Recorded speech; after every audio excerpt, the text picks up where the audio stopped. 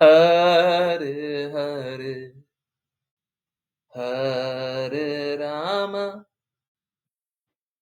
हरे राम राम राम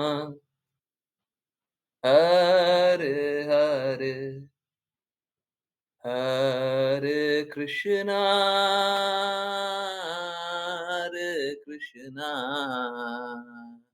कृष्णा कृष्णा हरे हरे हरे राम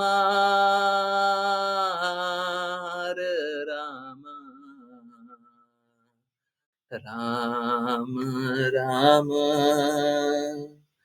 हरे हरे हरे कृष्णा हरे कृष्णा बहुत बहुत धन्यवाद। आ, आज होली का दहन है। बहुत स्पेशल डे है। पास टाइम आई थिंक सभी को पता ही है। फिर भी एक बार आ, 2 मिनट 5 मिनट में पास टाइम जान लें। और उसके बाद श्रीला प्रभुपाद की एक बुक है द टीचिंग्स ऑफ लॉर्ड चैतन्य, भगवान चैतन्य की शिक्षाएं। हम पूरी की पूरी बुक को ट्रांसलेटेड पढ़ेंगे। अभी भी मैं कार्य कर रहा हूँ, तो शेयर कोई और करेगा, परंतु मैं कोशिश कर रहा हूँ कि अच्छे से आप लोगों को प्रस्तुत कर पाएँ, है ना? ट्रांसलेट हो चुका है और थोड़ा उस पे कार्य और करना है। ठीक है, कार्य जारी है और समझना भी जारी रहना चाहिए। चलिए, तो देखिए, भगवान के नियमों से कोई भी परे नहीं है। कोई भी भगवान से अपने आप को अधिक समझना चाहे, तो उसका अंत ही होगा। हम इस भौतिक जगत में भी देखते हैं, लोग भगवान के भगवान बनना चाहते हैं, लोग भगवान के नियमों को समझना चाहते हैं, भगवान के नियमों से ऊँचा बनना चाहते हैं, भगवान को ठगना चाहते हैं, भगवान को अ, भगवान के कहे के विपरीत करना चाहते हैं, उनका अहित ही होगा। अ,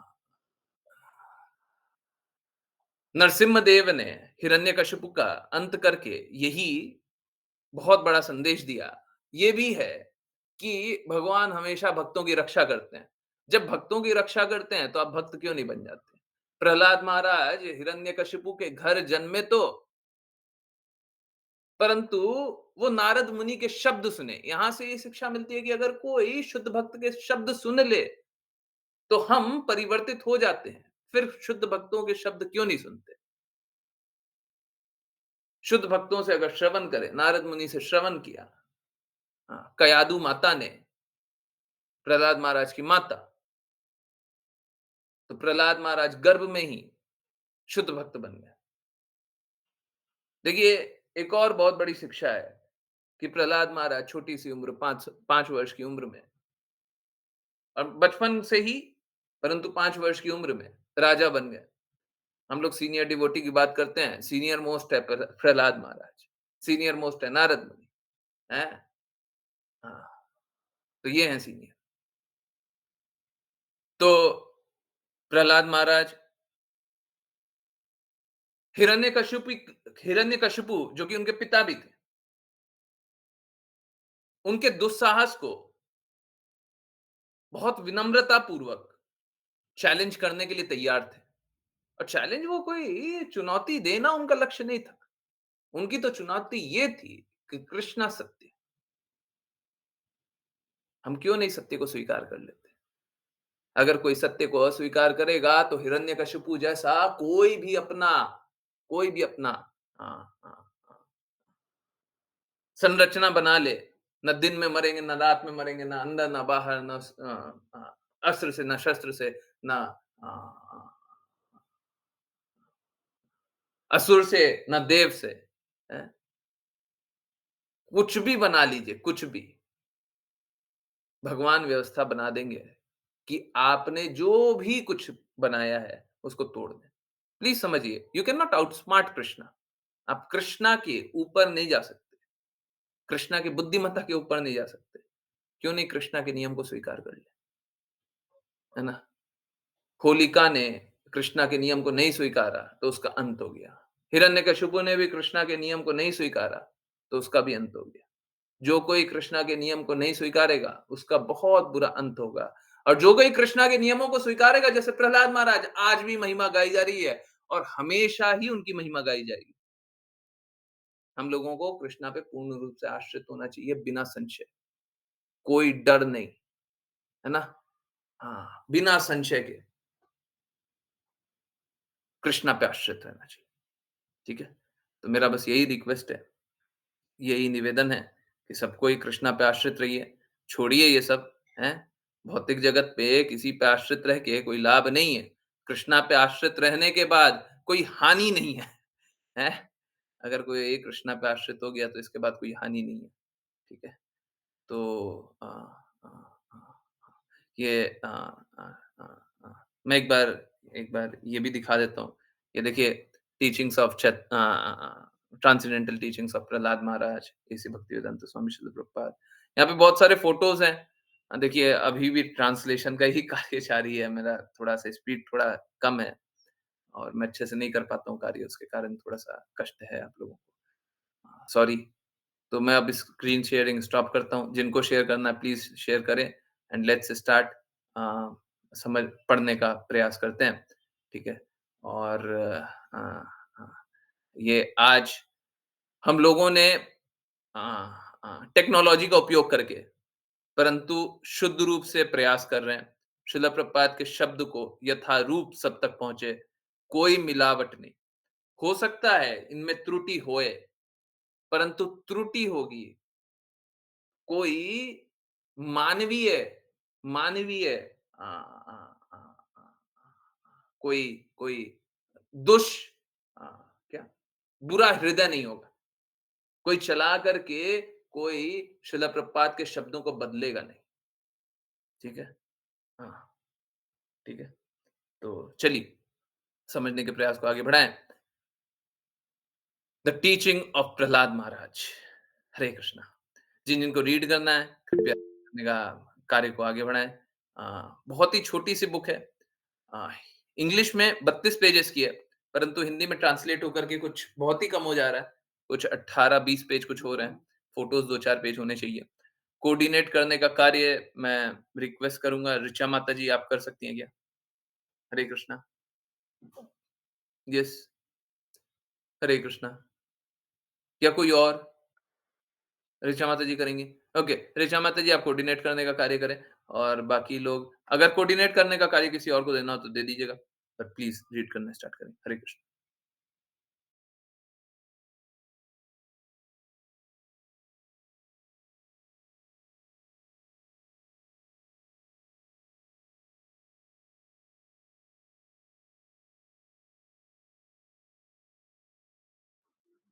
हरे कृष्ण। एक परम प्रिय व्यक्ति। आज मैं तुमसे एक बालक भक्त प्रहलाद महाराज के इतिहास के बारे में बोलने जा रहा हूँ। वह एक ऐसे परिवार में जन्मे थे जो हठपूर्वक नास्तिक था। इस संसार में दो प्रकार के मनुष्य होते हैं, राक्षस और देवता। उनके बीच क्या अंतर है? मुख्य अंतर यह है कि देवता या ईश्वरीय व्यक्ति परम भगवान के प्रति समर्पित होते हैं, जबकि राक्षस नास्तिक होते हैं। वे भगवान में विश्वास नहीं करते क्योंकि वे भौतिकवादी होते हैं। ये दो वर्ग इस संसार में सदैव विद्यमान रहते हैं। वर्तमान समय में कलयुग यानी कलह का युग के कारण राक्षसों की संख्या बढ़ गई है, लेकिन यह वर्गीकरण सृष्टि की शुरुआत से ही अस्तित्व में है। जो घटना मैं तुम्हें सुना रहा हूँ वह बहुत बहुत समय पहले घटी थी, सृष्टि के समय के कुछ लाख वर्षों बाद। प्रहलाद महाराज सबसे अधिक नास्तिक व्यक्ति के पुत्र थे और सबसे अधिक भौतिक रूप से शक्तिशाली भी थे। क्योंकि समाज भौतिकवादी था, इस बालक को परम भगवान की महिमा गाने का कोई अवसर नहीं मिला। एक महान आत्मा की विशेषता यह होती है कि वह परम भगवान की महिमा के प्रचार के लिए अत्यंत उत्सुक रहता है। उदाहरण के लिए प्रभु ईसा मसीह परम भगवान की महिमा के प्रचार के लिए अत्यंत अत्यंत उत्सुक से, लेकिन राक्षसी प्रवृत्ति के लोगों ने उन्हें गलत समझा और उन्हें क्रॉस पर चढ़ा दिया। जब प्रहलाद महाराज 5 वर्ष के बालक थे तब उन्हें विद्यालय भेजा गया। जैसे ही अवकाश का समय होता जब शिक्षक अनुपस्थित होते, वह अपने मित्रों से कहते, मेरे प्रिय मित्रों, आओ हम कृष्ण भावना के विषय में चर्चा करें। यह दृश्य श्रीमद् भागवत महापुराण के सप्तम स्कंद छठे अध्याय में वर्णित है। भक्त प्रहलाद कहते हैं, मेरे प्रिय मित्रों, यही समय है इस किशोर अवस्था में कृष्ण भावना का अभ्यास करने का। उनके छोटे मित्र उत्तर देते, अरे अब तो हमें खेलना है, कृष्ण भावना को क्यों अपनाएं? इसके उत्तर में प्रहलाद महाराज कहते हैं, यदि तुम बुद्धिमान हो तो तुम्हें बाल्यकाल से ही भागवत धर्म को अपनाना चाहिए। श्रीमद् भागवत भागवत धर्म प्रस्तुत करता है, अर्थात वह प्रक्रिया जो परम भगवान के वैज्ञानिक ज्ञान तक पहुंचने का मार्ग दिखाती है। भागवत का अर्थ है परम पुरुषोत्तम भगवान और धर्म का अर्थ है नियमित सिद्धांत। यह मनुष्य जीवन अत्यंत दुर्लभ है। यह एक महान अवसर है। इसीलिए प्रहलाद कहते हैं, मेरे प्रिय मित्रों, तुम सभ्य मानव के रूप में जन्मे हो। इसीलिए यद्यपि यह मानव शरीर नश्वर है, फिर भी यह सबसे बड़ा अवसर है। कोई नहीं जानता कि उसकी आयु कितनी लंबी होगी। इस युग में गणना की जाती है कि मनुष्य अधिकतम 100 वर्ष तक जीवित रह सकता है। परंतु जैसे जैसे कलयुग आगे बढ़ता है, जीवन काल, स्मरण शक्ति, दया, धार्मिकता और अन्य सभी गुण घटते जाते हैं। इसीलिए इस युग में कोई भी दीर्घायु की गारंटी नहीं दे सकता। फिर भी यद्यपि यह मानव शरीर नश्वर है, इसमें रहते हुए तुम जीवन की सर्वोच्च सिद्धि प्राप्त कर सकते हो। वह सिद्धि क्या है? सर्वव्यापक परम भगवान को समझना। अन्य जीवन रूपों के लिए यह संभव नहीं है। क्रमिक विकास प्रक्रिया द्वारा हम इस मानव शरीर तक पहुंचते हैं, इसीलिए यह एक दुर्लभ अवसर है। प्रकृति के नियम के अनुसार अंततः तुम्हें यह मानव शरीर इसलिए दिया जाता है ताकि तुम आध्यात्मिक जीवन में उन्नति कर सको और अपने परम धाम, अपने वास्तविक घर वापस जा सको।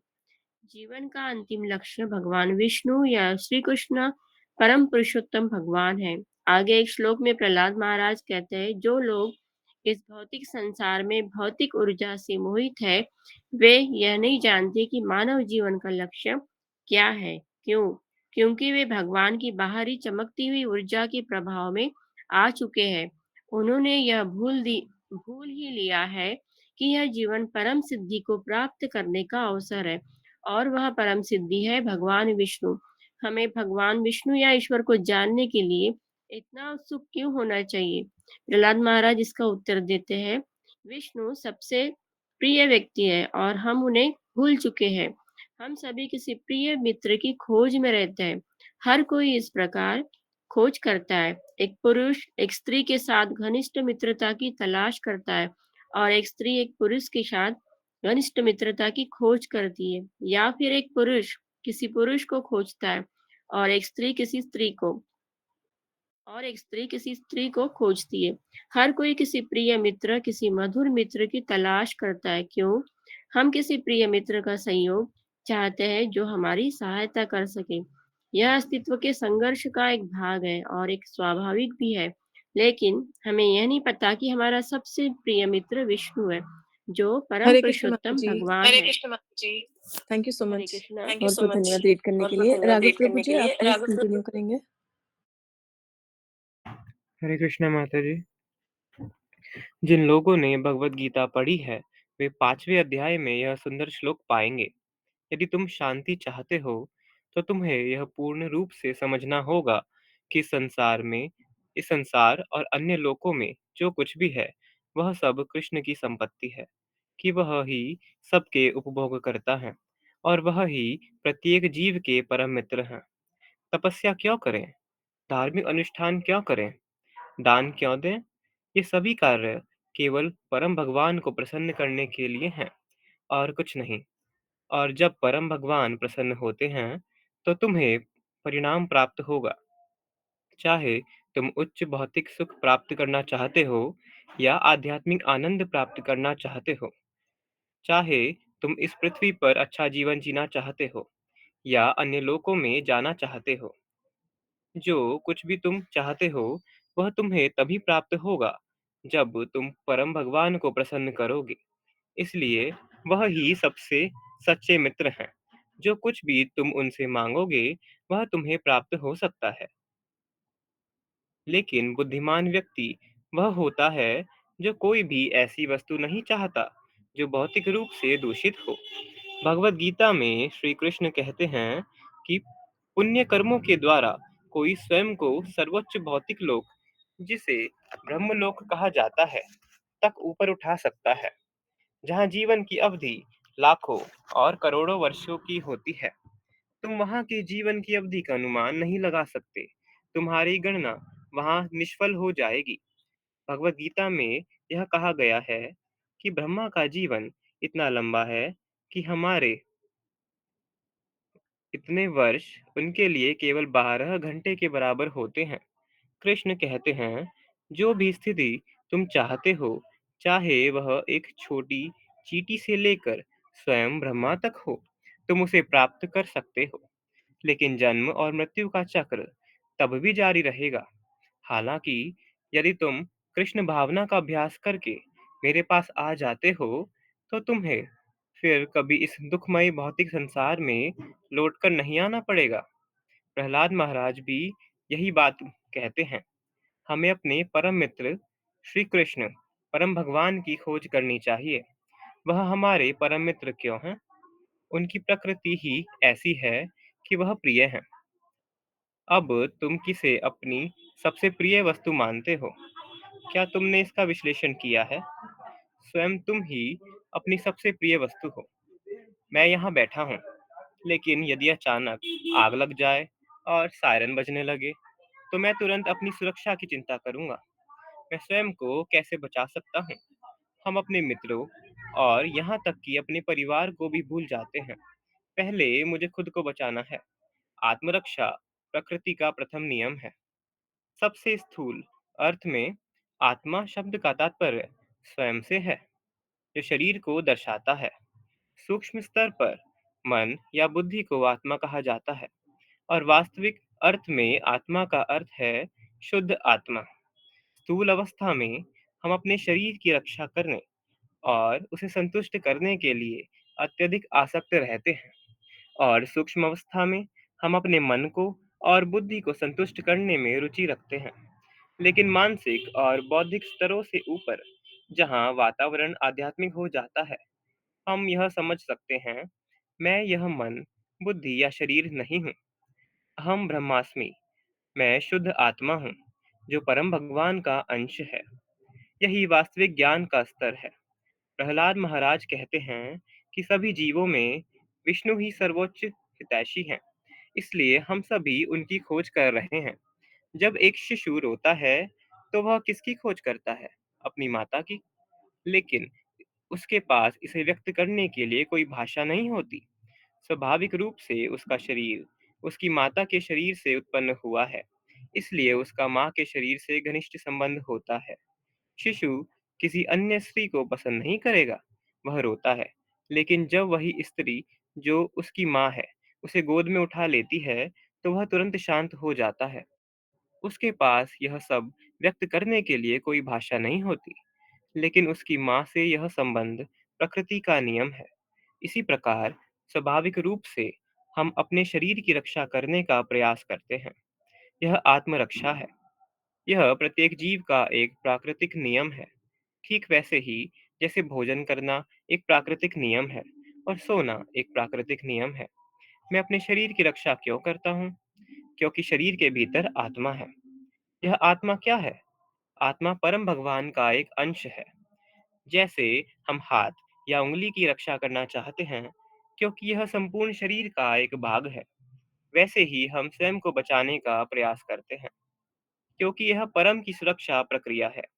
परम को किसी रक्षा की आवश्यकता नहीं होती, लेकिन यह उनके प्रति हमारे प्रेम का एक विकृत रूप है। उंगली और हाथ संपूर्ण शरीर के हित में कार्य करने के लिए बने हैं। जैसे ही मैं चाहता हूँ कि हाथ यहाँ आए, वह आ जाता है। जैसे ही मैं चाहता हूँ कि उंगली ढोल पर बजे, वह बजने लगती है। यही उसका स्वाभाविक स्थान है। इसी प्रकार हम भगवान की खोज कर रहे हैं, अपनी ऊर्जा को परम की सेवा में लगाने के लिए, लेकिन माया के प्रभाव में हम इसे नहीं जानते। यही हमारी भूल है। अब इस मानव जीवन में हमारे पास अपने वास्तविक स्थान को समझने का अवसर है, केवल इसलिए कि तुम मनुष्य हो। तुम यहाँ कृष्ण भावना के बारे में सीखने के लिए आए हो, अपने जीवन के वास्तविक लक्ष्य को जानने के लिए। मैं बिल्लियों और कुत्तों को यहाँ बैठने के लिए आमंत्रित नहीं कर सकता। यही मनुष्य और कुत्ते बिल्लियों के बीच का अंतर है। मनुष्य यह समझ सकता है कि जीवन के वास्तविक लक्ष्य की खोज करना आवश्यक है, लेकिन यदि वह इस अवसर को खो देता है, तो वह बहुत बड़ी विपत्ति है। हरे कृष्ण प्रभु जी, thank you so much Hare Krishna के माता लिए। जी। आश्लेषा माता जी, आप प्लीज रीड करेंगी? Thank you so much. Hare Krishna guru जी, हरे कृष्ण माता जी। जी माता जी। प्रहलाद महाराज कहते हैं, भगवान सभी में परम प्रिय व्यक्तित्व है। हमें भगवान की खोज करनी चाहिए, तब जीवन की भौतिक आवश्यकताओं का क्या होगा? प्रहलाद महाराज उत्तर देते हैं, तुम इंद्रिय तृप्ति के पीछे भाग रहे हो, लेकिन इंद्रिय तृप्ति तो स्वाभाविक रूप से इस शरीर के संपर्क से प्राप्त हो जाती है।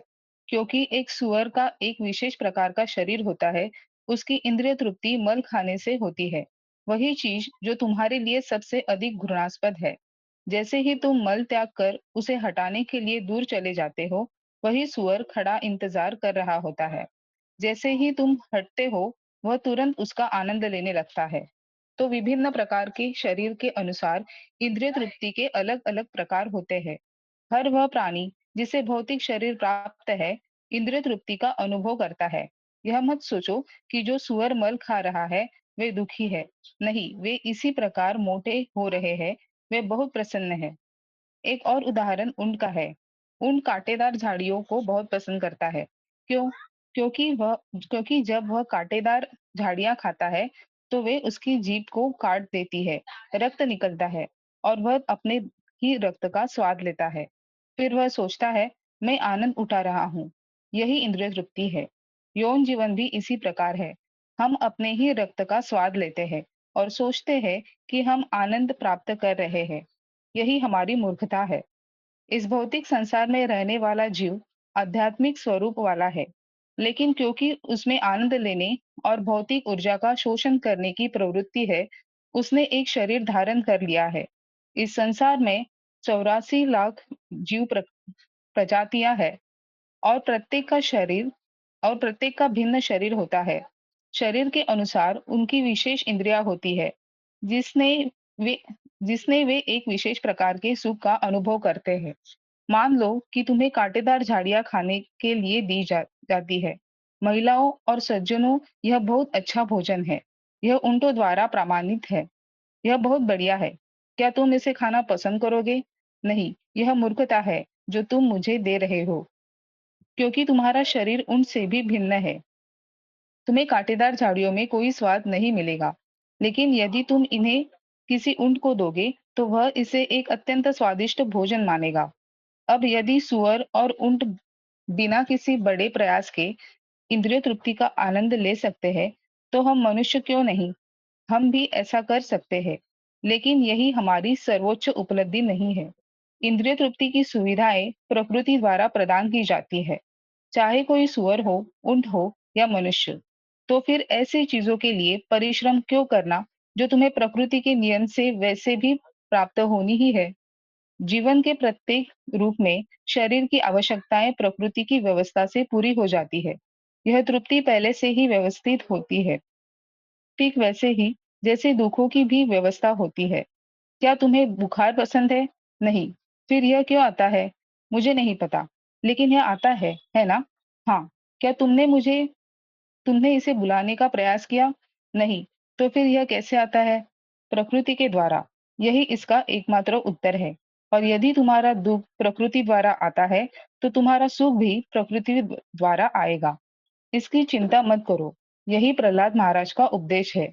यदि तुम जीवन में कष्ट बिना प्रयास के प्राप्त करते हो, तो उसी प्रकार तुम आनंद भी बिना प्रयास के प्राप्त करोगे। तो फिर मानव जीवन का वास्तविक उद्देश्य क्या है? कृष्ण भावना को विकसित करना। अन्य सभी चीजें प्रकृति के नियम से प्राप्त हो जाएंगी, जो अंततः भगवान का ही नियम है। यदि मैं प्रयास न भी करूं, तो भी मुझे वही प्राप्त होगा जो मेरे पिछले कर्मों और मेरे विशेष प्रकार के शरीर के अनुसार मुझे मिला है। इसलिए तुम्हारी वास्तविक चिंता यह होनी चाहिए कि मानव जीवन के उच्चतम लक्ष्य की खोज करो। 2 हम अपना हरे कृष्णा जीवन माता जी। Thank you Hare so Krishna much माता माता जी। जी। हरे कृष्णा सरिता माता जी, प्लीज आप रीड करेंगी? हरे कृष्ण माता जी। हरे कृष्ण गुरु जी। 2 हमें अपना जीवन हम अपना जीवन नष्ट कर रहे हैं, इसीलिए अपनी इंद्रियों की उत्तेजित करके भौतिक सुख बढ़ाने की अत्यधिक चिंता करने के बजाय हमें कृष्ण भावना का अभ्यास करके आध्यात्मिक आनंद प्राप्त करने का प्रयास करना चाहिए। जैसा कि प्रहलाद महाराज कहते हैं, यद्यपि यह मानव शरीर में तुम्हारा जीवन अस्थायी है, फिर भी यह अत्यंत मूल्यवान है। इसीलिए अपनी भौतिक इंद्रिय तृप्ति को बढ़ाने का प्रयास करने के बजाय तुम्हारा कर्तव्य यह है कि किसी न किसी प्रकार से अपनी सभी गतिविधियों को कृष्ण भावना में समर्पित करो। यह उच्चतर बुद्धि हमें इस मानव शरीर के साथ प्राप्त होती है, क्योंकि हमारे पास उच्चतर चेतना है। हमें जीवन में उच्चतर आनंद, जो आध्यात्मिक आनंद है, प्राप्त करने का प्रयास करना चाहिए। और वह आध्यात्मिक आनंद कैसे प्राप्त किया जा सकता है? मनुष्य को स्वयं को परम भगवान की सेवा में समर्पित कर देना चाहिए, जो मुक्ति का आनंद देने वाले हैं।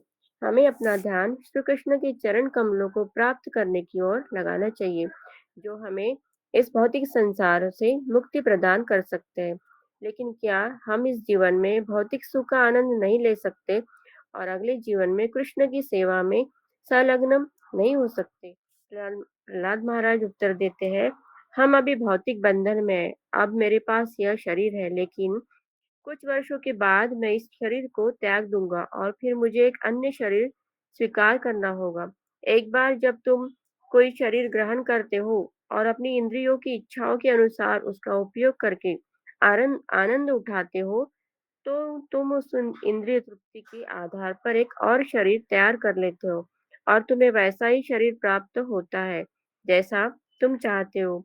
इस बात की कोई गारंटी नहीं है कि तुम्हें अगला जन्म मनुष्य के रूप में ही मिलेगा। यह तुम्हारे कर्मों पर निर्भर करेगा। यदि तुम देवता की तरह कर्म करोगे तो तुम्हें देवता का शरीर मिलेगा, और यदि तुम कुत्ते की तरह कर्म करोगे तो तुम्हें कुत्ते का शरीर प्राप्त होगा। मृत्यु के समय तुम्हारी नियति तुम्हारे हाथ में नहीं होती, वह प्रकृति के हाथ में होती है। हमारा कर्तव्य यह नहीं है कि हम यह अनुमान लगाए कि हमें अगला भौतिक शरीर कौन सा मिलने वाला है। वर्तमान समय में हमें केवल यह समझना चाहिए कि यह मानव शरीर एक महान अवसर है, जिससे हम अपनी आध्यात्मिक चेतना, अपनी कृष्ण भावना को विकसित कर सकते हैं। इसीलिए हमें तुरंत स्वयं को कृष्ण की सेवा में संलग्न कर लेना चाहिए, तभी हम प्रगति कर सकते हैं। हमें यह कब तक करना चाहिए? जब तक यह शरीर कार्य करता है। हमें नहीं पता कि यह कब बंद हो जाएगा। महान संत परीक्षित महाराज को 7 दिन का पूर्व सूचना मिली थी, तुम्हारा शरीर एक सप्ताह में समाप्त हो जाएगा, लेकिन हमें नहीं पता कि हमारा शरीर कब समाप्त होगा। जब भी हम सड़क पर होते हैं, अचानक कोई दुर्घटना हो सकती है। हमें हमेशा तैयार रहना चाहिए। मृत्यु सदा मौजूद है। हमें यह आशावादी सोच नहीं रखनी चाहिए, सभी मर रहे हैं लेकिन मैं जीवित रहूंगा। यदि सभी मर रहे हैं तो तुम क्यों जीवित रहोगे? तुम्हारे दादा मर चुके हैं, तुम्हारे परदादा मर चुके हैं, तुम्हारे अन्य संबंधी मर चुके हैं, तो तुम क्यों जीवित रहोगे? तुम भी मरोगे और तुम्हारे बच्चे भी मरेंगे। इसीलिए मृत्यु आने से पहले, जब तक हमारे पास ये मानव बुद्धि है, हमें स्वयं को कृष्ण भावना में संलग्न कर लेना चाहिए। यही प्रहलाद महाराज का उपदेश है। हरे हम कृष्ण माता जी। हरे कृष्णा कृष्ण माता जी, आप प्लीज रीड करिए आगे। हरे कृष्णा गुरु जी, हरे कृष्णा प्रभु जी, जी प्रभु जी। हमें नहीं पता कि यह शरीर कब रुक जाएगा, इसलिए हमें तुरंत कृष्ण भावना में संलग्न होना चाहिए और उसी के अनुसार कार्य करना चाहिए। लेकिन यदि मैं तुरंत कृष्ण भावना में संलग्न हो जाऊं, तो मेरे जीवन यापन का क्या होगा? यह पहले से ही व्यवस्थित है। मुझे यह बताते हुए बहुत प्रसन्नता हो रही है कि हमारी एक शाखा में एक विद्यार्थी की कितनी दृढ़ आस्था थी। एक बार असहमति हुई। एक अन्य विद्यार्थी ने कहा, तुम इस बात की चिंता नहीं कर रहे कि इस व्यवस्था को बनाए रखने के लिए आवश्यक साधन कहाँ से आएंगे। और उसने उत्तर दिया, अरे कृष्ण इसकी व्यवस्था करेंगे। यह बहुत ही सुंदर विश्वास है। मुझे यह सुनकर अत्यंत आनंद हुआ। यदि बिल्लियों, कुत्तों और सुअरों को भोजन मिल सकता है, तो क्या कृष्ण हमारे लिए भोजन की व्यवस्था नहीं करेंगे? यदि हम कृष्ण भावना में स्थित हो और पूरी तरह उनकी सेवा में समर्पित हो, क्या कृष्ण कृतज्ञ है? नहीं। भगवत गीता में भगवान कहते हैं, मेरे प्रिय अर्जुन, मैं सबके प्रति समान हूँ। कोई भी मेरा विशेष शत्रु नहीं है और कोई भी मेरा विशेष मित्र नहीं है। लेकिन मैं विशेष ध्यान उन पर देता हूँ जो कृष्ण भावना में संलग्न होते हैं। एक छोटा बच्चा पूरी तरह अपने माता-पिता की दया पर निर्भर रहता है, इसलिए माता-पिता उस पर विशेष ध्यान देते हैं। यद्यपि माता-पिता सभी बच्चों के प्रति समान भाव रखते हैं, फिर भी जो छोटे बच्चे सदा माँ माँ पुकारते रहते हैं, उनके प्रति उनकी चिंता अधिक होती है। हाँ, मेरे प्रिय बच्चे, हाँ, यह स्वाभाविक है। हरे यदि तुम कृष्णा। पूरी हरे कृष्णा हरे आशीष कृष्ण। माता जी। हरे कृष्ण मुस्कान माता जी, आप प्लीज कंटिन्यू करेंगे। हरे कृष्ण। हरे कृष्ण। हरे कृष्ण प्रभु जी। हरे कृष्ण गुरु जी।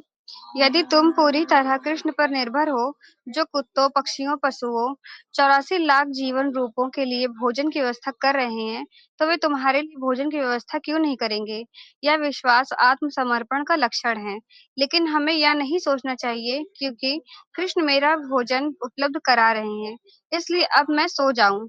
नहीं, तुम्हें कार्य करना होगा, लेकिन बिना भय के। तुम्हें स्वयं को पूर्ण रूप से कृष्ण भावना में संलग्न करना चाहिए, इस विश्वास के साथ कि कृष्ण तुम्हारा पालन-पोषण और रक्षा करेंगे। अब आओ, हम अपने जीवन की अवधि की गणना करें। इस युग में कहा जाता है कि हम अधिकतम 100 वर्ष तक जीवित रह सकते हैं। पहले सतयुग में जो शुद्धता का युग था, मनुष्य 1 लाख वर्ष तक जीवित रहते थे।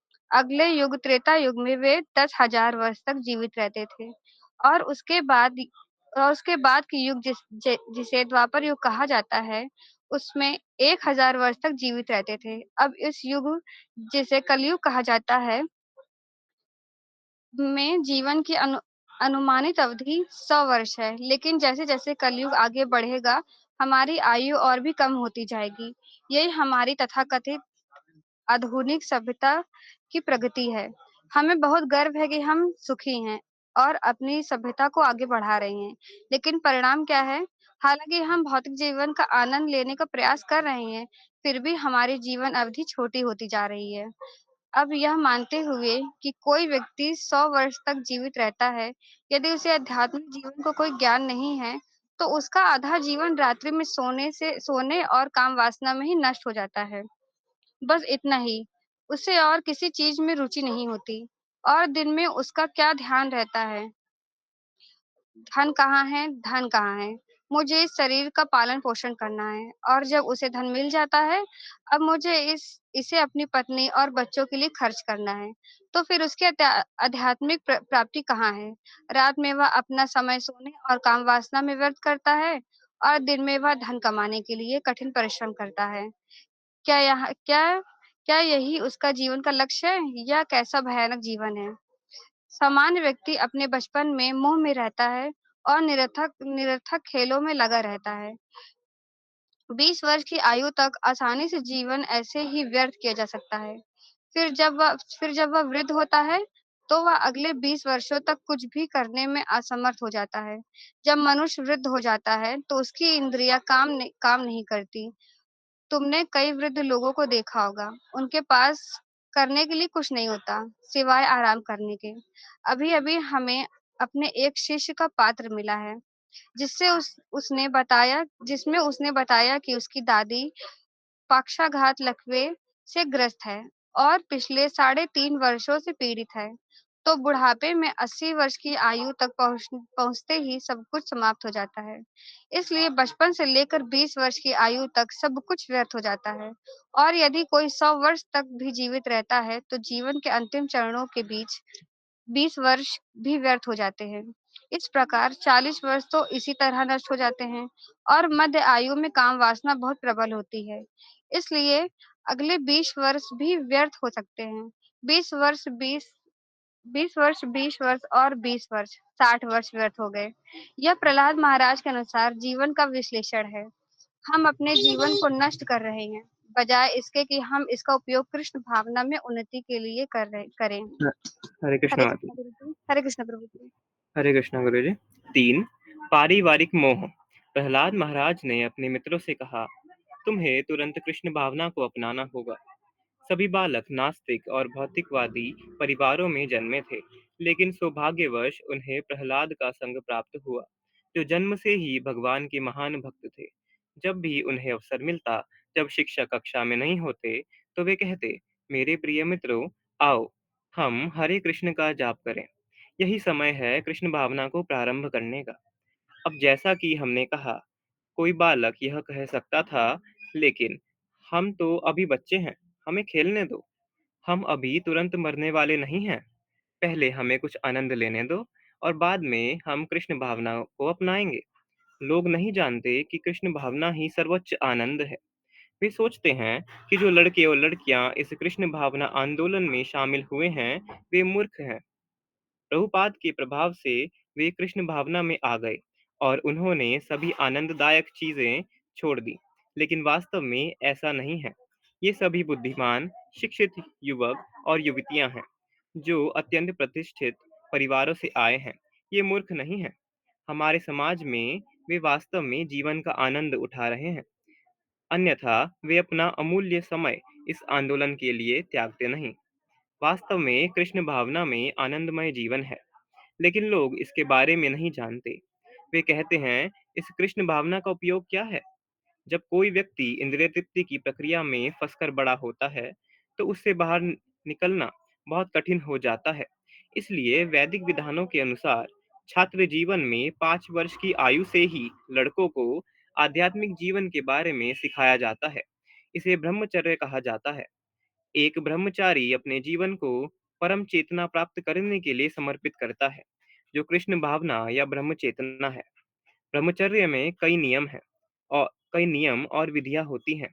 उदाहरण के लिए, चाहे किसी का पिता कितना भी धनवान क्यों न हो, ब्रह्मचारी स्वयं को आध्यात्मिक गुरु के मार्गदर्शन में प्रशिक्षित होने के लिए समर्पित कर देता है और गुरु के आश्रम में एक साधारण सेवक की तरह कार्य करता है। यह कैसे संभव है? हम इसका प्रत्यक्ष अनुभव कर रहे हैं कि अत्यंत प्रतिष्ठित परिवारों से आने वाले बहुत अच्छे युवक यहाँ किसी भी प्रकार का कार्य करने में संकोच नहीं करते। वे बर्तन धो रहे हैं, फर्श साफ कर रहे हैं, सब कुछ कर रहे हैं। एक छात्र की माँ तब चकित रह गई जब उसका बेटा घर आया।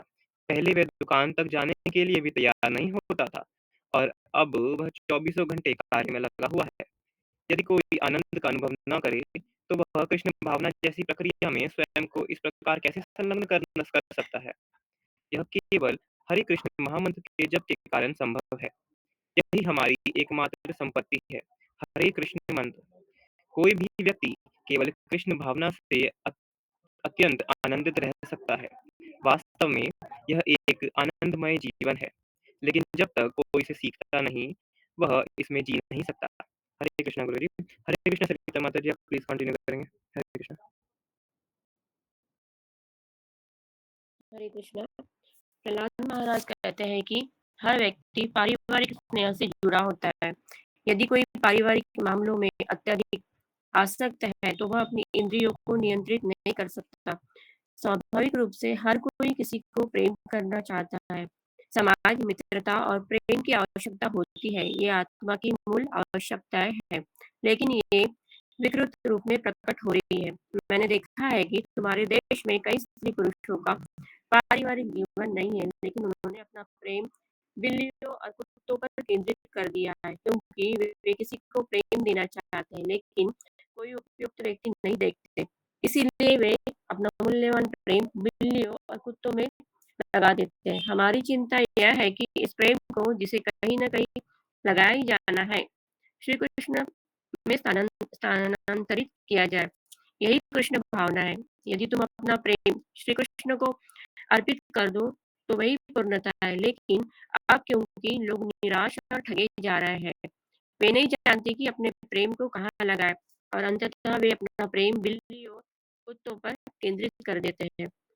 हर कोई भौतिक प्रेम में फँसा हुआ है। जब कोई भौतिक प्रेम में उन्नत होता है, तो उसके लिए आध्यात्मिक जीवन विकसित करना बहुत कठिन हो जाता है, क्योंकि यह प्रेम बंधन अत्यंत शक्तिशाली होता है। इसीलिए प्रहलाद यह प्रस्ताव रखते हैं कि मनुष्य को बाल्यकाल से ही कृष्ण भावना को सीखना चाहिए। जब कोई बालक 5 या 6 वर्ष का होता है, जैसे ही उसकी चेतना विकसित होती है, उसे विद्यालय भेजा जाना चाहिए ताकि वह प्रशिक्षित हो। और प्रहलाद महाराज कहते हैं कि उसकी शिक्षा प्रारंभ से ही कृष्ण भावित होनी चाहिए। 5 से 15 वर्ष तक की अवधि अत्यंत मूल्यवान होती है। इस समय के दौरान किसी भी बालक को कृष्ण भावना में प्रशिक्षित किया जा सकता है और वह पूर्णता प्राप्त कर सकता है। यदि किसी बालक को कृष्ण भावना में प्रशिक्षित नहीं किया जाता और वह भौतिकवाद में उन्नत हो जाता है, तो उसके लिए आध्यात्मिक जीवन विकसित करना कठिन हो जाता है। भौतिकवाद क्या है? भौतिकवाद का अर्थ है कि हम सभी, यद्यपि हम शुद्ध आत्मा है, किसी न किसी प्रकार से इस भौतिक संसार का आनंद लेना चाहते हैं। आनंद की यह भावना अपनी शुद्ध अवस्था में आध्यात्मिक लोक में श्री कृष्ण के संबंध में विद्यमान है, लेकिन हम यहाँ दूषित आनंद भोगने के लिए आ गए हैं। जैसा कोई व्यक्ति ये सोचता है कि वह शराब पीकर आनंद प्राप्त कर सकता है। भौतिक आनंद का मूल सिद्धांत काम वासना है। इसीलिए तुम देखोगे कि यह केवल मनुष्य समाज में ही नहीं, बल्कि बिल्लियों, कुत्तों, पक्षियों, हर समाज में पाया जाता है। दिन के समय एक कबूतर कम से कम 20 बार संभोग करता है, यही उसका आनंद है। श्रीमद् भागवत यह पुष्टि करता है कि भौतिक आनंद केवल पुरुष और स्त्री के यौन संयोग पर आधारित है। शुरुआत में एक लड़का सोचता है, अरे वह लड़की बहुत अच्छी है, और लड़की सोचती है वह लड़का बहुत अच्छा है। जब वे मिलते हैं तो यह भौतिक कल्मश और अधिक बढ़ जाता है। जब वे वास्तव में यौन सुख का अनुभव करते हैं, तो वे और भी अधिक आसक्त हो जाते हैं, पूर्ण रूप से बंध जाते हैं। कैसे? जैसे ही लड़का और लड़की विवाह करते हैं, वे एक घर चाहते हैं, फिर उनकी संतान होती है, और जब उनकी संतान होती है, तो वे समाज में पहचान चाहते हैं, समाज, मित्रता और प्रेम।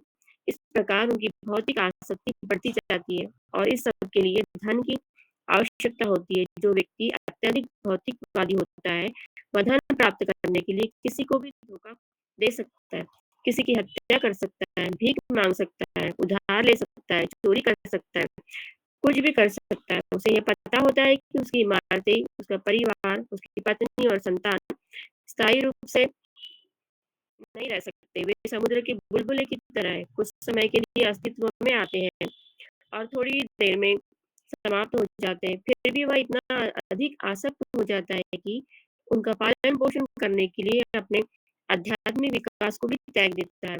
उसकी विकृत चेतना और अधिक बढ़ जाती है। मैं यह शरीर हूँ, मैं इस भौतिक संसार का हूँ, मैं इस देश का हूँ, मैं इस समुदाय का हूँ, मैं इस धर्म का हूँ, मैं इस परिवार का हूँ। हरे फिर वे कृष्णा। हरे कृष्णा। हरे कृष्णा श्री कृष्ण माता जी, आप प्लीज रीड करेंगे। हरे कृष्णा गुरु जी, हरे कृष्णा प्रभु जी। तो फिर उसकी कृष्ण भावना कहाँ है? वह इतना अधिक फंस जाता है कि धन उसके लिए स्वयं उसके जीवन से अधिक मूल्यवान बन जाता है। दूसरे शब्दों में, वह धन के लिए अपने जीवन को जोखिम में डाल सकता है। गृहस्थ, श्रमिक, व्यापारी, चोर, डाकू, ठग, हर कोई धन के पीछे भाग रहा है। यही माया यानी भ्रम है। मनुष्य इस मोह में इतना फंस जाता है कि वह स्वयं को ही खो देता है। प्रहलाद महाराज कहते हैं कि जब तुम अत्यधिक भौतिकवाद में लिप्त हो, तुम तब तुम कृष्ण भावना को विकसित नहीं कर सकते। इसलिए मनुष्य को बचपन से ही कृष्ण भावना का अभ्यास करना चाहिए। लेकिन भगवान चैतन्य महाप्रभु इतने दयालु है कि वे कहते हैं, देर आए दुरुस्त आए। यदि तुमने बचपन में कृष्ण भावना को अपनाने का अवसर खो दिया, तो कोई बात नहीं। तुम जिस भी अवस्था में हो, वहीं से अभी प्रारंभ करो। यही चैतन्य महाप्रभु का उपदेश है। उन्होंने कभी नहीं कहा, क्योंकि तुमने बचपन से मनुष्य कृष्ण भावना को नहीं अपनाया, इसलिए अब तुम आध्यात्मिक उन्नति नहीं कर सकते। नहीं, वे अत्यंत दयालु है।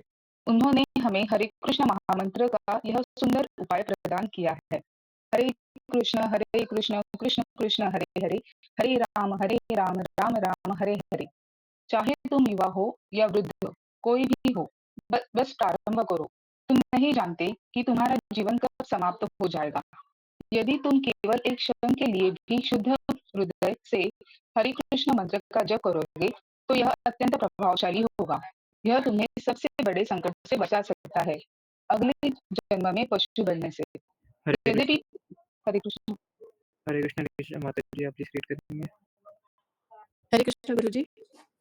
हरे कृष्ण प्रभु जी। जी प्रभु जी। यद्यपि प्रहलाद महाराज केवल 5 वर्ष के थे, फिर भी वे एक अत्यंत अनुभवी और शिक्षित व्यक्ति की तरह बोलते थे, क्योंकि उन्होंने अपने आध्यात्मिक गुरु नारद मुनि से ज्ञान प्राप्त किया था। यह श्रीमद् भगवत महापुराण के अगले अध्याय 7.7 में बताया गया है। बुद्धि आयु पर निर्भर नहीं होती, बल्कि किसी श्रेष्ठ स्रोत से प्राप्त ज्ञान पर निर्भर होती है। कोई केवल आयु बढ़ाने से बुद्धिमान नहीं बन सकता। नहीं, यह संभव नहीं है। ज्ञान एक उच्च स्रोत से प्राप्त करना होता है, तभी कोई बुद्धिमान बन सकता है। यह मायने नहीं रखता कि कोई 5 वर्ष का बालक है या 50 वर्ष का पुरुष। जैसा कहा गया है, ज्ञान द्वारा ही कोई वृद्ध बनता है, भले ही उसकी आयु अधिक न हो। तो यद्यपि प्रहलाद केवल 5 वर्ष के थे, फिर भी ज्ञान में उन्नति के कारण वे अपने सहपाठियों को पूर्ण रूप से सही उपदेश दे रहे थे।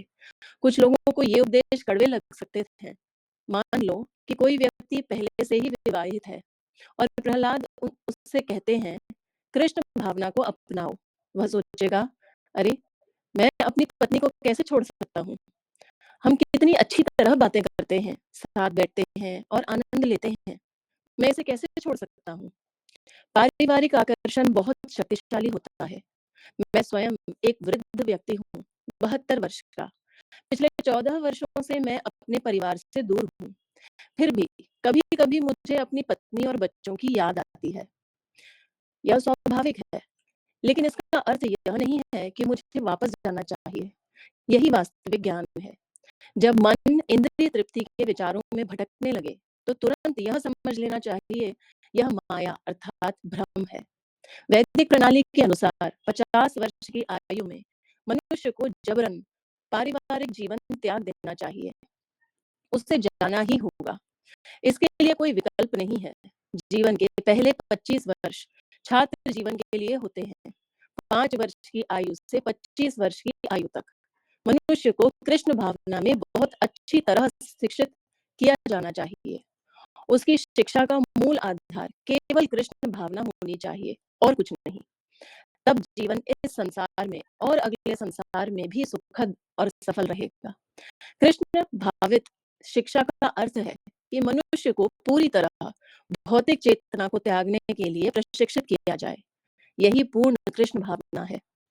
लेकिन यदि कोई विद्यार्थी कृष्ण भावना के सार को ग्रहण करने में असमर्थ होता है, तो उसे एक अच्छी पत्नी से विवाह करने और शांत गृहस्थ जीवन व्यतीत करने की अनुमति दी जाती है। और क्योंकि उसने कृष्ण भावना को के मूल सिद्धांतों में प्रशिक्षण प्राप्त किया होता है, वह स्वयं को भौतिक संसार में नहीं फंसाएगा। जो व्यक्ति सादे जीवन और उच्च विचार के सिद्धांत पर चलता है, वह गृहस्थ जीवन में रहते हुए भी कृष्ण भावना में उन्नति कर सकता है। इसलिए गृहस्थ जीवन की निंदा नहीं की गई है। लेकिन यदि कोई व्यक्ति अपनी आध्यात्मिक पहचान को भूल जाता है और केवल भौतिक मामलों में लिप्त हो जाता है, तो वह खो जाता है। उसके जीवन का उद्देश्य समाप्त हो जाता है। यदि कोई सोचता है, मैं काम वासना के प्रभाव से स्वयं की रक्षा नहीं कर सकता, तो उसे विवाह कर लेना चाहिए। यही शास्त्रों में निर्देशित है।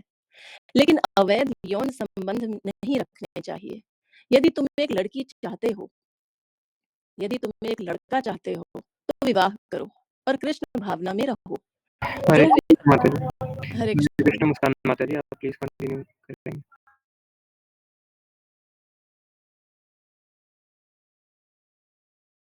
हरे कृष्ण गुरु जी। जो व्यक्ति बचपन से कृष्ण भावना में प्रशिक्षित होता है, वह स्वाभाविक रूप से भौतिक जीवन से विमुख हो जाता है और 50 वर्ष की आयु में वह इसे त्याग देता है। वह इसे त्यागना कैसे प्रारंभ करता है? पति और पत्नी घर छोड़कर तीर्थ यात्रा पर निकल जाते हैं। यदि कोई 25 से 50 वर्ष की आयु तक गृहस्थ जीवन में रहता है तो उसके कुछ बड़े हो चुके बच्चे तो उसके कुछ बड़े हो चुके बच्चे होने चाहिए।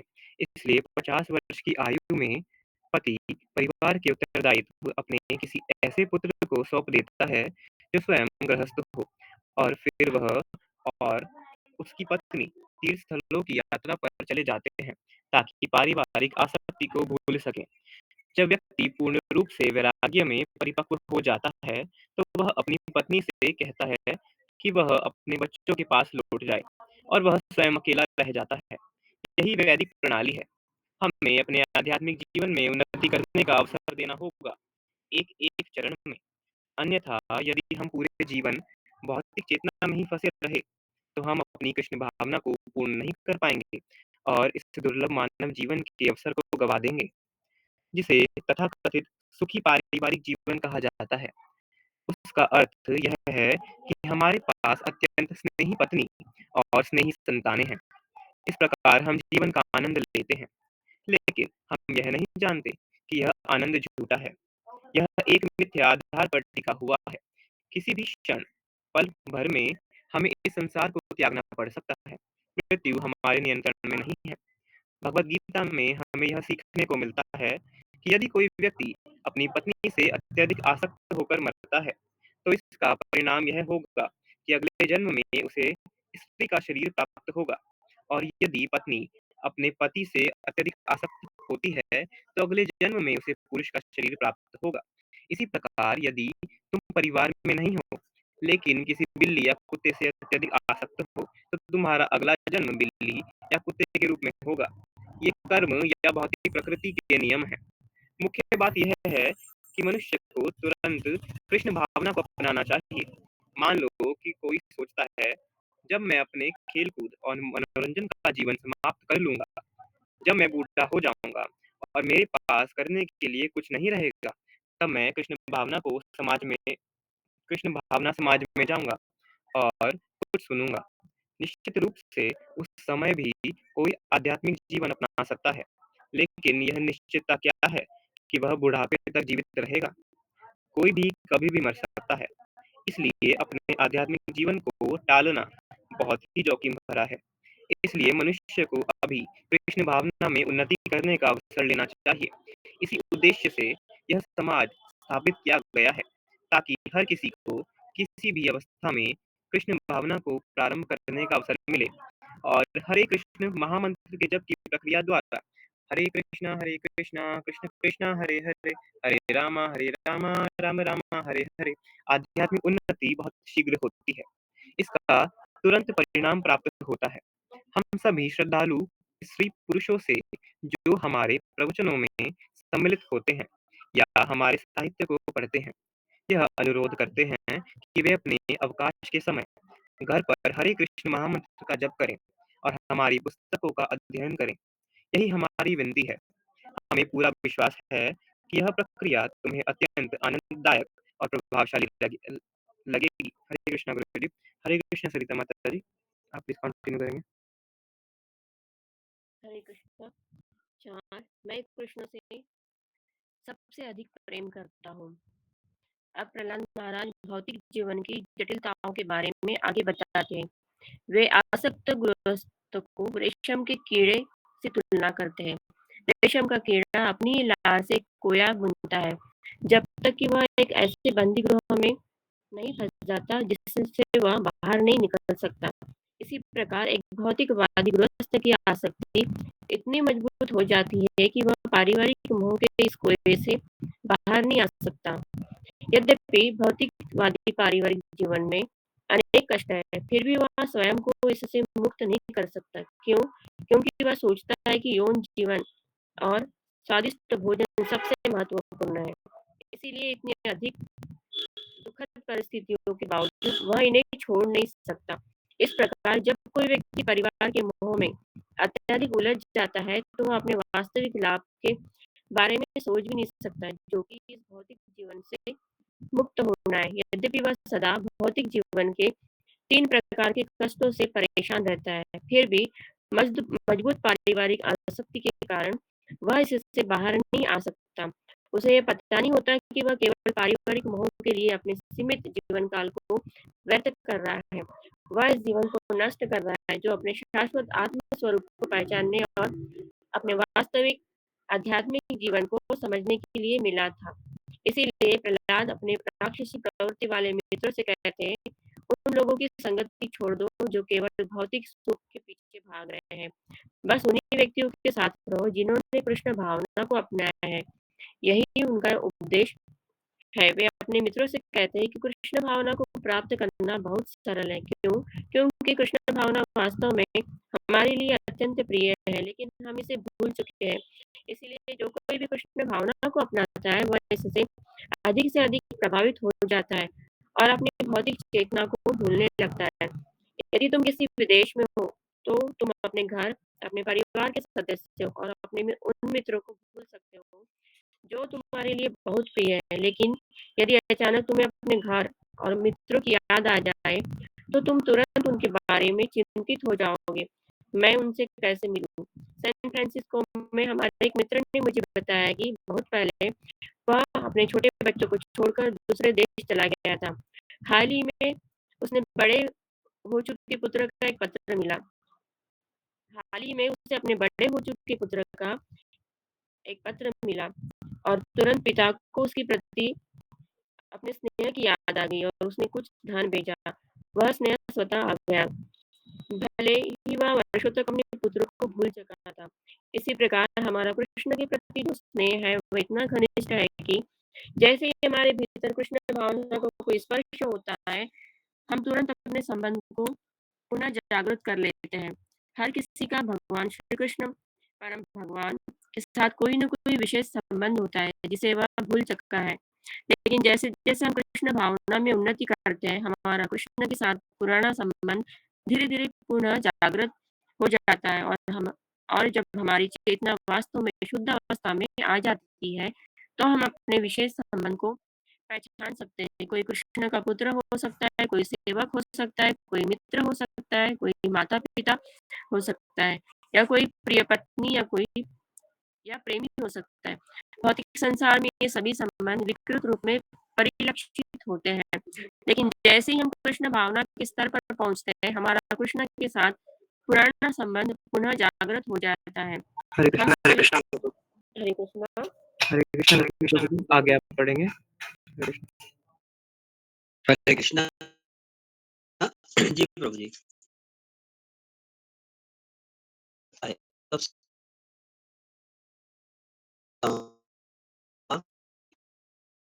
थे मैं प्रेम करता हूँ, लेकिन महात्मा कृष्ण के साथ इसमें कृष्ण से सबसे अधिक प्रेम करता हूँ।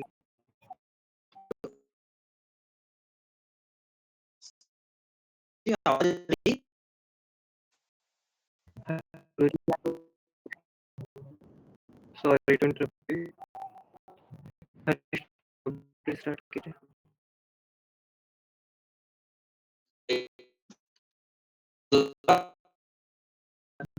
सर्वव्यापी है। इस स्मृति को पुनः कर आवश्यक है। जैसे ही हम अपनी भावना को पुनः जागृत करते हैं, हम हर चीज को देख सकते हैं। कुछ प्रेम करने योग्य बन जाता है। अभी मैं तुमसे प्रेम करता हूँ या तुम मुझसे प्रेम करते हो, लेकिन यह प्रेम इस क्षणभंगुर शरीर के आधार पर है। लेकिन जब कृष्ण का प्रेम विकसित हो जाता है, तो मैं न केवल तुमसे प्रेम करूंगा, बल्कि हर जीव से प्रेम करूंगा। बाहरी पहचान अर्थात यह शरीर भुला दी जाएगी। जब कोई व्यक्ति पूर्ण रूप से कृष्ण भाव, तो वह यह एक मनुष्य है, यह एक पशु है, यह एक बिल्ली है, यह एक कुत्ता है, यह एक कीड़ा है। हर किसी को वह अपना अंश और कण दिखता है। भगवत गीता में बहुत सुंदर रूप में समझाया गया है। जो वास्तव में कृष्ण भावना में शिक्षित होता है, वह ब्रह्मांड के प्रत्येक होता है। जब कोई कृष्ण भावना के स्तर पर स्थित नहीं हो, तक सार्वभौमिक भाईचारे का कोई प्रश्न ही नहीं उठता। यदि हम वास्तव सार्वभौमिक भाईचारे के विचार को लागू कर तो हमें भौतिक चेतना को छोड़कर कृष्ण भावना के स्तर पर आना होगा। जब हम भौतिक चेतना में रहते हैं, हमारे प्रेम पात्र सीमित रहेंगे, लेकिन जब हम वास्तव में कृष्ण भावना में स्थित होते हैं, तो हमारा प्रेम सार्वभौमिक हो जाता है। प्रहलाद महाराज ने अचल वृक्षों से लेकर उच्चतम जीव तक तम भगवान अपनी परमात्मा रूपी विस्तार के द्वारा प्रत्येक विद्यमान है। जीवित हो जाते हैं, उसी क्षण परम पुरुषोत्तम भगवान का यह विस्तार अर्थात परमात्मा हमें हर वस्तु से कृष्ण के संबंध में प्रेम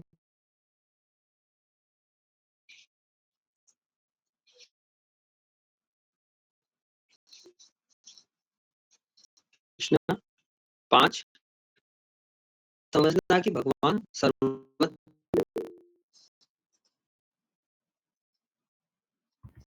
हरे कृष्ण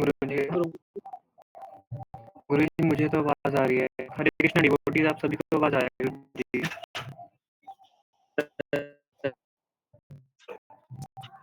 हरे कृष्ण कोई और कर सकता है, हो सकता है बिल्कुल नहीं आ रही है, बाकी सब क्या बता रही है, कोई और रीड कर सकता है। हरे कृष्ण गुरु जी, मैं रीड करूं। 5 यह भगवान है। महाराज प्रहलाद ने अपने सहपाठियों को परम भगवान की सर्वव्यापकता के बारे में बताया, लेकिन यद्यपि भगवान अपनी विभिन्न शक्तियों और विस्तार के माध्यम से सर्वव्यापक है, इसका यह अर्थ नहीं कि उनकी कोई व्यक्तित्व नहीं है। यही महत्वपूर्ण बात है। वे सर्वव्यापक होते हुए भी एक व्यक्ति हैं। इस धारणा के अनुसार यदि कोई सर्वव्यापक है, उसका कोई व्यक्तित्व होता, उसका कोई, लेकिन भगवान ऐसे नहीं है। उदाहरण के लिए सूर्य का प्रकाश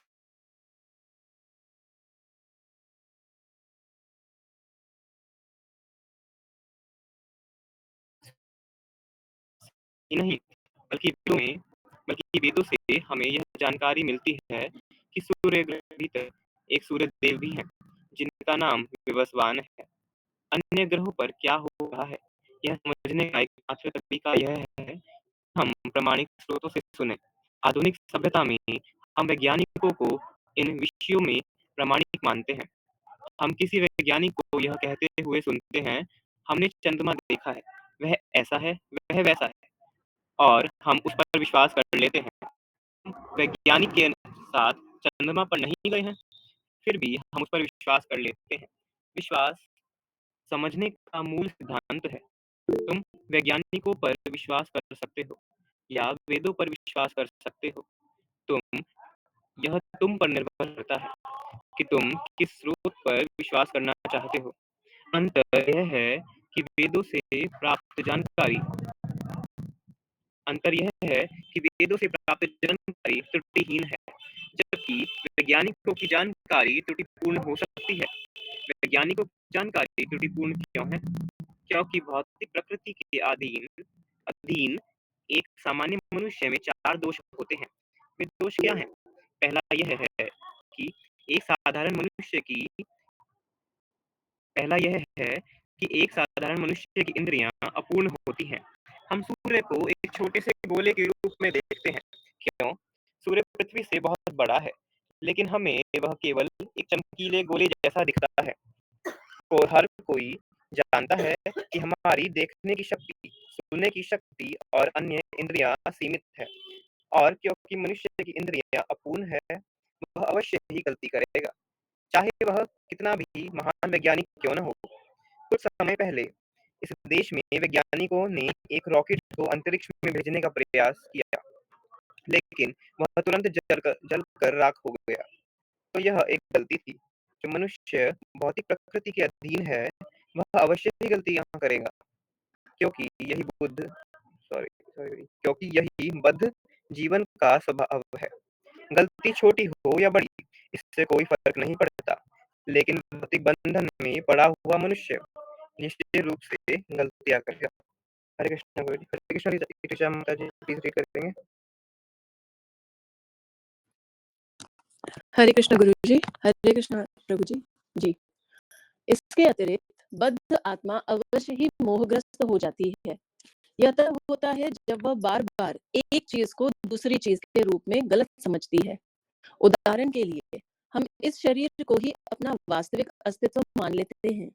चूँकि मैं यह शरीर नहीं हूँ, इसलिए इस शरीर को अपना स्वरूप मानना ही मोह है।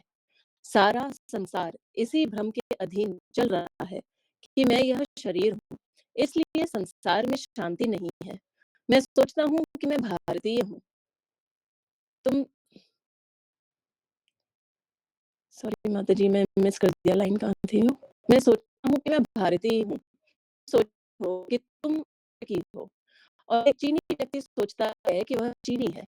यह चीनी, अमेरिकी और भारतीय क्या है? यह केवल शरीर पर आधारित एक भ्रम है। बस इतना ही। धोखा देने की प्रवृत्ति बद्ध जीवन का चौथा दोष है। मैं मूर्ख हो सकता हूँ, लेकिन फिर भी मैं यह घमंड करूँगा कि मैं बहुत विद्वान हूँ। जो कोई भी भ्रमित है और गलतियाँ करता है, वह मूर्ख है। लेकिन फिर भी ऐसे मूर्ख को त्रुटिहीन ज्ञान का स्रोत बताने का दिखावा करते हैं। इस प्रकार सभी बद्ध आत्माओं की इंद्रियां अपूर्ण होती हैं। वे गलतियां करने के लिए बाध्य होती हैं। वे भ्रमित हो जाती हैं और उनमें धोखा देने की प्रवृत्ति होती है। ऐसी बद्ध आत्माओं से वास्तविक ज्ञान की अपेक्षा कैसे की जा सकती है? ऐसी स्थिति में वास्तविक ज्ञान प्राप्त करने की कोई संभावना नहीं है। कोई व्यक्ति वैज्ञानिक हो, दार्शनिक हो या कुछ भी हो, क्योंकि वह भौतिक प्रकृति के अधीन है, इसलिए वह पूर्ण जानकारी नहीं दे सकता, चाहे वह कितना भी शिक्षित क्यों न हो। यह एक तथ्य है। कोई पूछ सकता है कि हम पूर्ण जानकारी कैसे प्राप्त कर सकते हैं?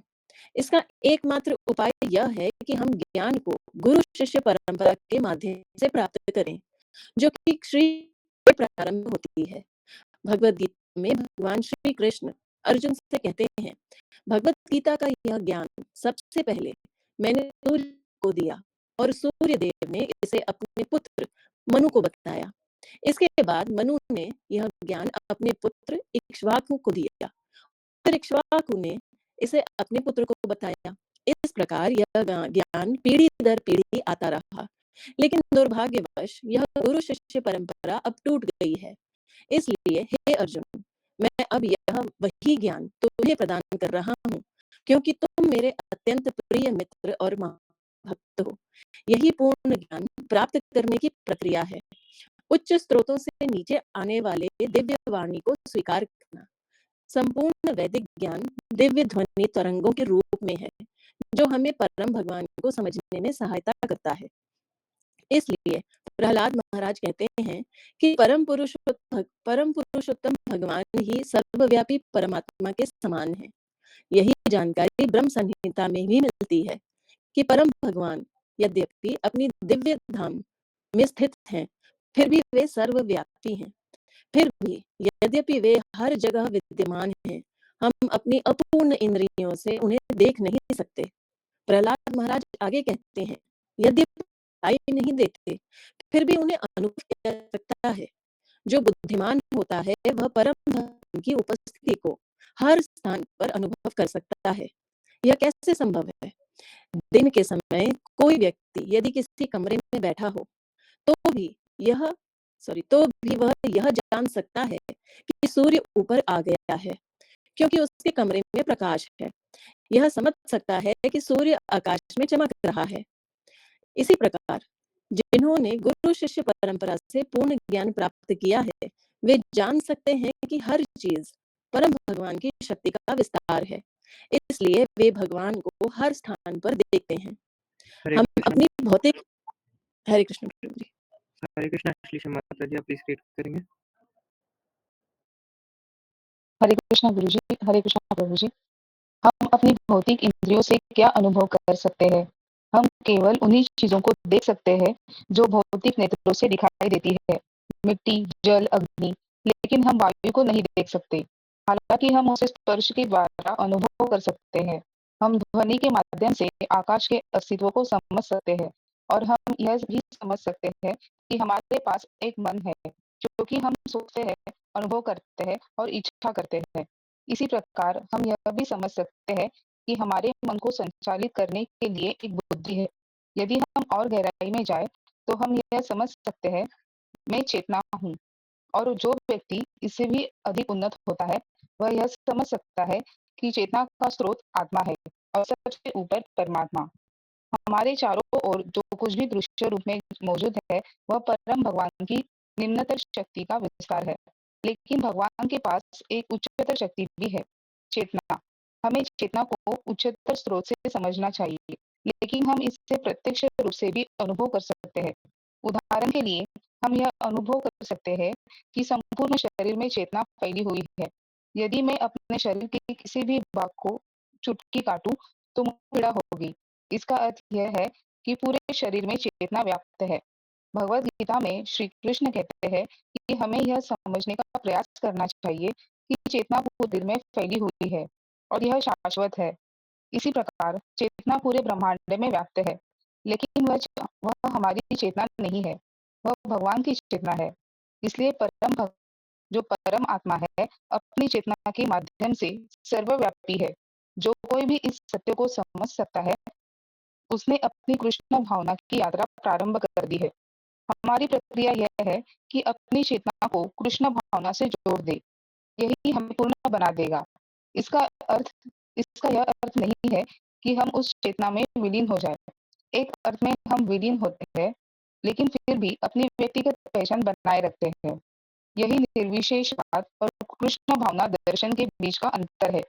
निर्विशेषवादी दार्शनिक कहते हैं कि पूर्णता का अर्थ है परम सत्ता में लीन होकर अपनी पहचान खो देना।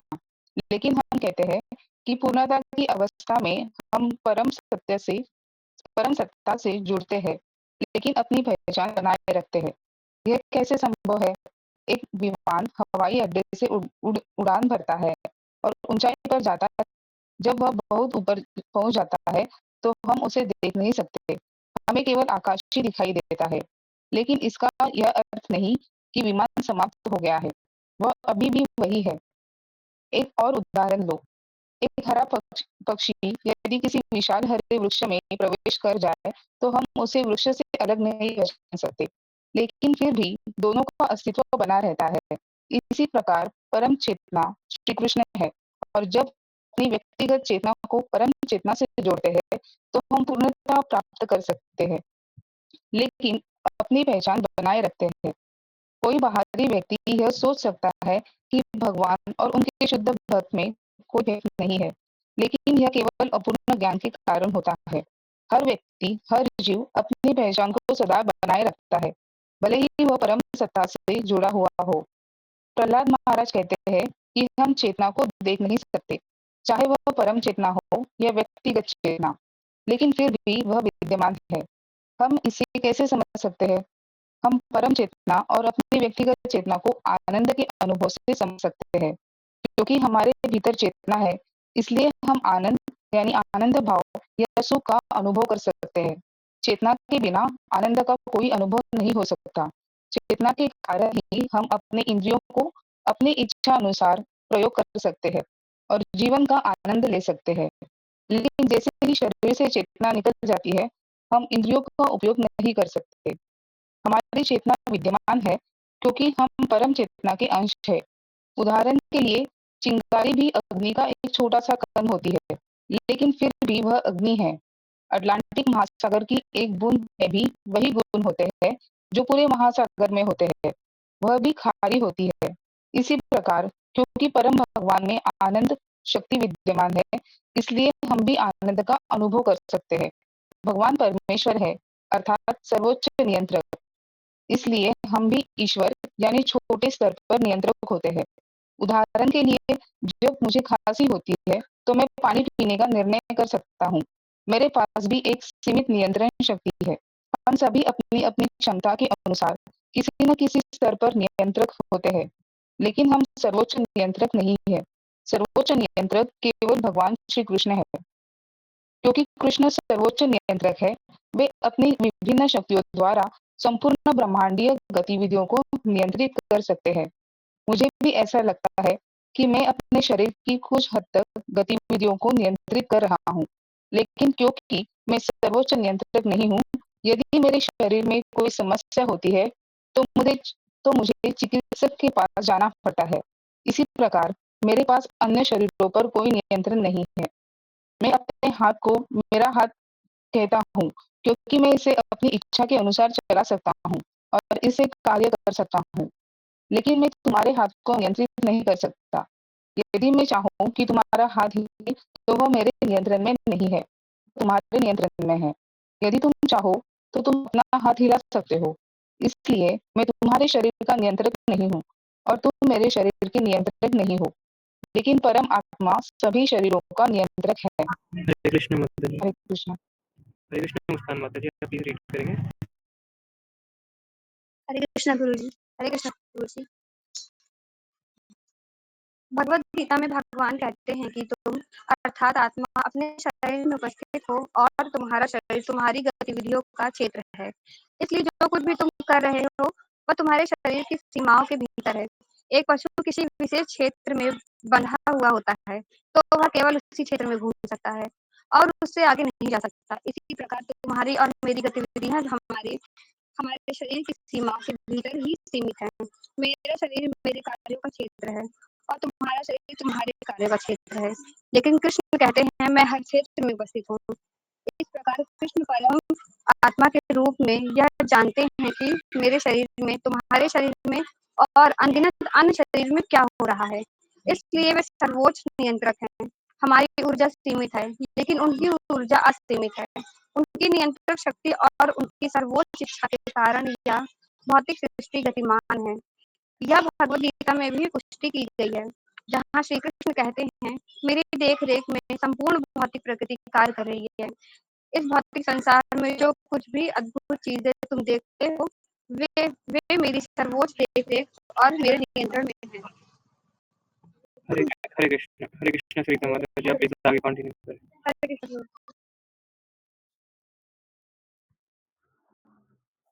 हरे कृष्ण।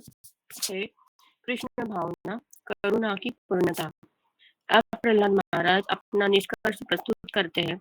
मेरे प्रिय मित्रों, क्योंकि परम भगवान सर्वत्र विद्यमान है और हम उनके अंश हैं, इसलिए हमारा कर्तव्य है कि हम सभी जीवों के प्रति दयालु रहें। जब कोई व्यक्ति निम्न अवस्था में होता है तो हमारा कर्तव्य होता है कि हम उसकी सहायता करें। उदाहरण के लिए एक छोटा बच्चा असहाय होता है, इसलिए वो अपने माता पिता की दया पर निर्भर रहता है। माँ मुझे ये चाहिए। हाँ मेरे प्रिय बच्चों, हमें सभी जीवों के प्रति करुणा रखनी चाहिए और उन पर दया दिखानी चाहिए। लेकिन हम सब पर दया कैसे दिखा सकते हैं? दुनिया में लाखों करोड़ों गरीब लोग हैं, तो हम उन सब पर दया कैसे दिखाएं?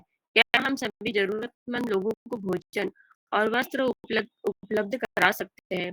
यह संभव नहीं है, तो फिर हम हर जीव पर दया कैसे करें? उन्हें कृष्ण भावना प्रदान करके। यही वह तरीका है जिससे प्रहलाद महाराज अपने सहपाठियों पर वास्तविक दया दिखा रहे थे।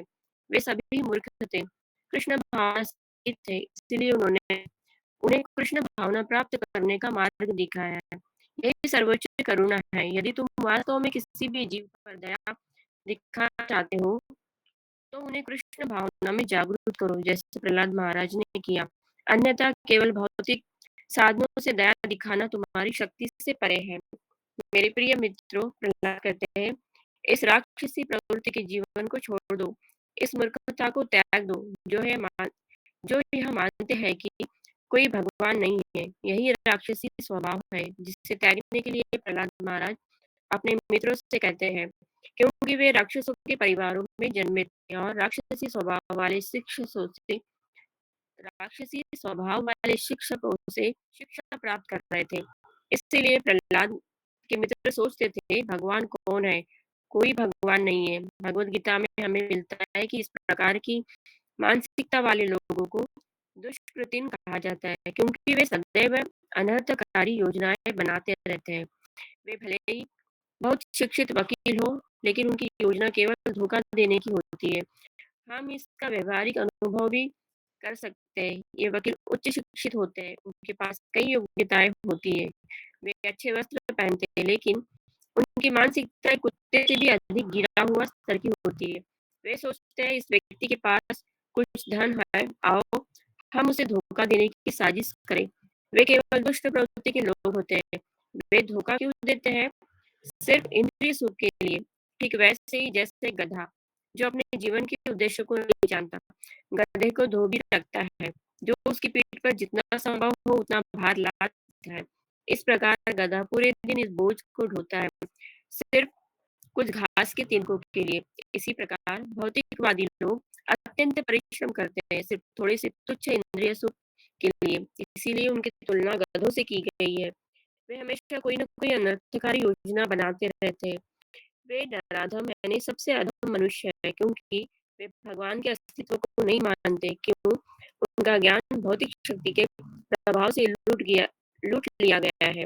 वे भगवान के अस्तित्व से इनकार करते हैं, इसलिए माया उन्हें प्रेरित करती है। हाँ, भगवान नहीं है, कठिन परिश्रम करो और पाप करते जाओ, ताकि तुम नरक में जाओ। प्रहलाद महाराज अपने राक्षसी स्वभाव वाले मित्रों से प्रार्थना करते हैं कि वे इस विचार को त्याग दें कि भगवान नहीं है। यदि हम इस मूर्खतापूर्ण विचार को छोड़ दें, तो परम भगवान, जो हमारी इंद्रियों की पकड़ से परे है, प्रसन्न होंगे और हम पर अपनी कृपा बरसाएंगे। हरे कृष्ण।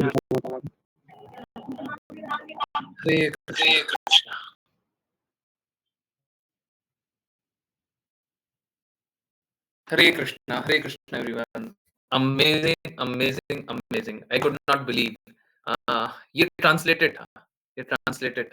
ये श्रील प्रभुपाद के शब्द थे। और अगर हम लोग यहाँ तक पहुँच सकते हैं, तो हम लोग बिल्कुल ट्रांसलेट करके एक-एक शब्द पढ़ेंगे और बहुत अच्छे से पढ़ेंगे। अभी तो कुछ भी नहीं है। भगवद गीता ट्रांसलेट होगी, एज़ इट इज़ ट्रांसलेट होगी, है ना? ये बहुत अमेजिंग है। आई थिंक मुझको लगता है अभी तक जिन लोगों ने पढ़ा, 2-4 शब्द थे थोड़े से अजीब से, है ना? 2-4 बस शब्द थे, है ना? परंतु समझ में आया, है ना? ऐसे ही लगा था जैसे कोई लिखा हो, ना? Really amazing. क्योंकि मैं ट्रांसलेशन का कार्य कर भी रहा हूँ वाचा के लिए, मेरे को समझ में आ रहा है कि सीरियसली ये तो मतलब ये तो ऐसा है जैसे कोई कोई करके दे दे तो भी इतना इससे ज़्यादा त्रुटि कर देगा। कोई हाथ से करेगा तो भी त्रुटि इससे ज़्यादा हो जाएगी। तो ठीक है, it's very amazing and I am very very happy. और चलिए, अगर इतना इतना तक पहुँच गए हैं, तो अब सच में बहुत अच्छा ट्रांसलेशन होगा और श्रील प्रभुपाद के ओरिजिनल वर्ड्स तक पहुँचेंगे, है ना? देखिए क्या है, श्रील प्रभुपाद परफेक्ट हैं, उनकी बातें परफेक्ट है। मैं बस यही चाहता हूँ परफेक्ट सभी तक पहुँचे। सब तक मिलावट वाली भाषा पहुँच रही है, मिलावट वाले शब्द पहुँच रहे हैं, वो सब स्वीकार नहीं है। आज हम श्रील प्रभुपाद जी की और बुक पढ़ पढ़ पाएँगे। हाँ, अब बिल्कुल हम श्रील प्रभुपाद की एज़ इट इज़ बुक पढ़ेंगे, एज़ इट इज़, है ना? This is very amazing. बहुत बड़ी बात है। और ठीक है, थोड़ा कष्ट आएगा, थोड़ा चैलेंजेस आएगा, but I am ready for it. हम सब सारे चैलेंजेस के लिए रेडी हैं। परंतु अ अ देखिए क्या होता है ना, मैंने बहुत बार अनुभव किया है। अगर हम लोग प्रयास करते हैं, तो कृष्णा, श्रीमती राधा रानी, श्रील प्रभुपाद हर बार व्यवस्था बनाते हैं, हर बार बनाते हैं। ये उन्होंने ही बनाया है एंड रियली मेरी कल्पना से भी परे। मैं बहुत टाइम से लगा हुआ था। ये भी करना आसान नहीं है, पर मैं बहुत टाइम से लगा हुआ था। और अगर ये हो सकता है, तो फिर आगे सब कुछ आसानी से हो सकता है। ठीक है, हम लोगों को बस थोड़ा दृढ़ता से काम करना है, हो जाएगा, कर देंगे, है ना? भगवद गीता भी ट्रांसलेट होगी, एज़ इट इज़ ट्रांसलेट होगी, कोई त्रुटि नहीं, है ना? अब वो ठीक है, थोड़ा बहुत त्रुटियाँ हो, वो तो चलता है ना? मार्जिन ऑफ एरर, परंतु ऑलमोस्ट एरर फ्री, ठीक है? श्रील प्रभुपाद के शब्द, यस, ओरिजिनल, हैं? Prabhupada as it is. Hare Krishna. तो आज आज सच में बहुत खुश हैं। आज होली हुई है, हैं? आज होली हुई है, आज उत्सव हुआ है, आज उत्सव हुआ है, हैं? आज सच में बहुत बड़ा उत्सव का दिन है। आप लोगों ने ओरिजिनल शब्द शब्द पढ़ा। हाँ, ये बहुत बड़ी बात है, ठीक है? प्रयास करते रहेंगे। हुँ, प्रयास करते रहेंगे और आप लोग भी जितना जो कर सकते हैं, सब कीजिए, ठीक है? हाँ, आज चैतन्य महाप्रभु ने कृपा की है, गौर पूर्णिमा। चैतन्य महाप्रभु कृष्ण का प्रेम प्रदान करने आए थे ना, हम श्रील प्रभुपाद का वर्ड प्रदान करने के लिए प्रयास करेंगे, करेंगे तो वही, करेंगे तो वही, ठीक है? So let's try original book सब तक पहुँचे, है ना? अब ओरिजिनल बुक सब तक पहुँचेगी, पहुँचेगी, ठीक है? धीरे-धीरे प्रयास करते हैं, आप लोग भी दृढ़ता रखे रहें और मेनी थैंक्स। गॉड पूर्णिमा की बहुत-बहुत शुभकामनाएँ। कल फास्ट करना है। उम, अ, सनसेट सनसेट के बाद ही हम मून रेस जानेंगे। सनसेट के बाद 10 मिनट बाद 10 मिनट बाद फास्ट ब्रेक कर सकते हैं। ओके, सो चलिए करते हैं वैष्णव प्रणाम मंत्र और किसी की जिज्ञासा हो हम लोग ये बात कर ही रहे थे कि अ, हम किसी की जैसे हमने बात किया था कि किसी संत का नाम लेकर के हमने बोला था कि वो संत तो बोलते हैं और जिनका मैं बहुत अधिक सम्मान करता हूँ। परंतु देखिए विचारों का मतभेद है ना? मनभेद नहीं है, परंतु विचारों का मतभेद तो बिल्कुल है। वो बोलते हैं गरीबों को खाना खिलाओ। श्रील प्रभुपाद ने साफ-साफ बोला है। अगर आप समरी को अभी देख रहे हो, लास्ट में देख रहे हो, श्रील प्रभुपाद ने साफ-साफ बोला है। हम कितने गरीबों की मदद कर सकते हैं? हम गरीबों की मदद नहीं कर सकते, नहीं कर सकते। हम क्या कर सकते हैं? हम सभी को कृष्णा का प्रेम प्रदान कर सकते हैं, वो कर सकते हैं। चलिए वही प्रदान करने के लिए हम लोग सब कोई प्रयास करें, मैं भी प्रयास करूँगा, आप लोग भी करें, है ना? बहुत-बहुत धन्यवाद सभी का जॉइन करने के लिए। चलिए करते हैं वैष्णव प्रणाम मंत्र की कोई भी कहें कुछ भी किसी भी बोलें और देखिए टाइम में कितनी हुआ आप लोगों को याद होगा, वाली क्लास में होंगे उनको याद होगा। मैंने एक के एक ऑप्शन से दूसरा ऑप्शन नहीं लिया। मैंने एक के और कोई ऑप्शन नहीं लिया। वॉइस ब्रेकिंग आ हरे रही थी। कृष्णा।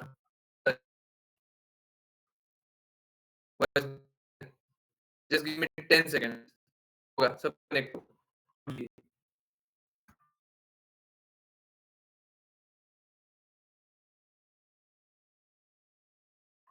क्लियर है। हुँ, हरे कृष्णा। आवाज़ क्लियर है, जल्दी बोलिए। हरे कृष्णा। हरे कृष्ण आवाज़ गुरु जी, क्लियर आ गुरु रही जी है? क्लियर है। ओके। हुँ, हरे कृष्णा। सो मैं एक और बात बता रहा था कि देखिए ना, राधा रानी, महारानी कृष्ण और श्रील प्रभुपाद किस प्रकार की एकदम कैलकुलेटेड सब कुछ करते हैं। मैंने 8:30 का एक ऑप्शन दिया था, दूसरा ऑप्शन दिया ही नहीं था। मैंने बोला था जल्दी क्लास कब स्टार्ट करें, 8:30 पे स्टार्ट करें। एक्चुअली मेरा हृदय यही था कि 8:30 पे स्टार्ट करके 10 पे एंड कर देंगे। परंतु क्या है ना, कुछ लोग आएँगे ही नहीं, कुछ लोग आएँगे ही नहीं, कितना भी रिक्वेस्ट कर लो, हम तो 9 ही बजे आ रहे हैं जी, 9 बजे क्लास स्टार्ट। ठीक है, कोई बात नहीं। तो इसीलिए एग्ज़ैक्ट 9 बजे स्टार्ट किए थे। तो वही 10:30 से पहले ही 5, 7, 10 मिनट पहले ही तो amazing, amazing, amazing, amazing, amazing and I am very happy देखिए यही होता है गुरु कृपा, यही होता है कृष्ण कृपा, इसी को स्वीकारिए। आज वाचा में भी यही बोला है कि गुरु का भी यही कार्य है, कृष्ण और गुरु की वाणी को दोहराए, है ना? और आज ही हमें श्रील प्रभुपाद की वाणी को दोहराने का, श्रील प्रभुपाद की वाणी को एज़ इट इज़ रखने का अवसर मिला और अब बिल्कुल करेंगे, बिल्कुल करेंगे, बिल्कुल डेडिकेशन से करेंगे, ठीक है? बहुत-बहुत धन्यवाद। चलिए करते हैं वैष्णव प्रणाम मंत्र। अ अ, गुरुजी प्रहलाद महाराज की शिक्षाएँ आप हर दिन हमें देते हैं। रीड करते समय यही लग रहा था। देखिए मेरा कार्य वही है, मेरा कार्य वही है कि जो गुरु ने बोला है वही रिपीट करें। वो टेस्ट है, ये टेस्ट के लिए मैं तैयार हूँ, मैं तो तैयार हूँ कि जो शिला प्रभुपाद ने बोला वही बात रिपीट कर रहे हैं क्या? और अगर नहीं कर रहे हैं, तो मेरे को यहाँ पे रहने का अधिकार ही नहीं है, बिल्कुल नहीं है, ठीक है? तो मैं तो हमेशा जाँचने का कोशिश करते रहता हूँ और अगर मैं बोल रहा हूँ तो इसमें कुछ विशेष नहीं है। हमेशा कृष्णा और श्रील प्रभुपाद की वाणी को दोहरा रहा हूँ तो इसमें विशेष नहीं है। परंतु अगर नहीं बोला हूँ तो ये गलत है, तो ये चीटिंग है ना? हाँ, मैं चीटर नहीं हूँ। ओके, मैं बस यही चाहता हूँ मैं चीटर ना रहूँ। ठीक है, चलिए करते हैं वैष्णव प्रणाम मंत्र। एवरीथिंग कनेक्टेड टू वाचा से लेके अभी तक। हाँ, वही तो सरल शब्दों में आप तक पहुँचा दें, वही तो काम है। ऋतु माता जी चलिए करते हैं वैष्णव प्रणाम मंत्र। हरे कृष्ण।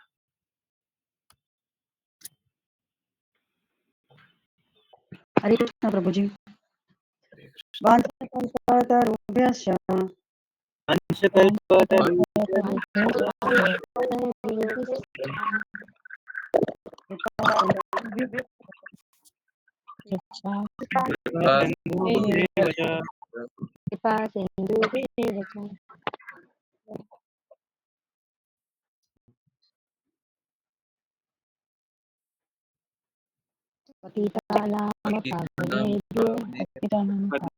नाम पावनेभ्यो वैष्णवेभ्यो नमो नमः।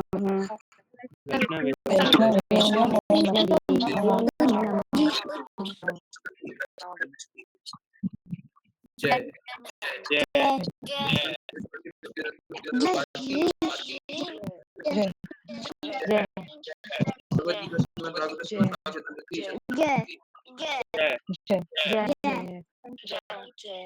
श्रील भक्ति सिद्धांत सरस्वती ठाकुर जगन्नाथ बाबा जी नामाचार्य श्री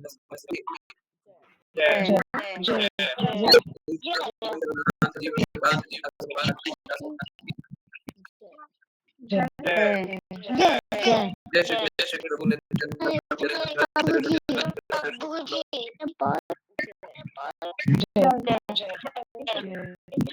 भगवद गीता श्रीमद् भागवत श्रीमद्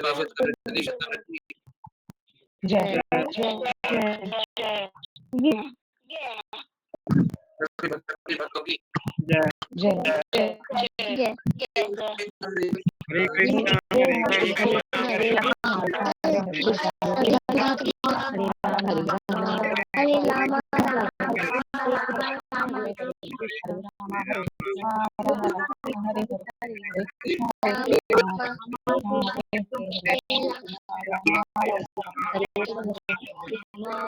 कृष्णा हरे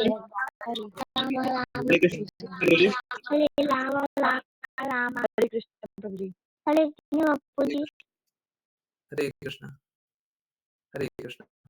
यस, किन्हीं की कोई भी जिज्ञासा हो, कुछ पूछना हो, कुछ बोलना हो, कुछ भी जानना हो, कुछ भी बोलना हो, कृपया बोले। हरे कृष्ण। 10:40 या 10:45 तक कंटिन्यू करेंगे। हाँ,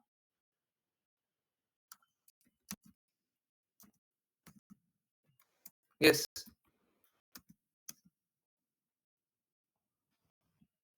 हरे कृष्ण।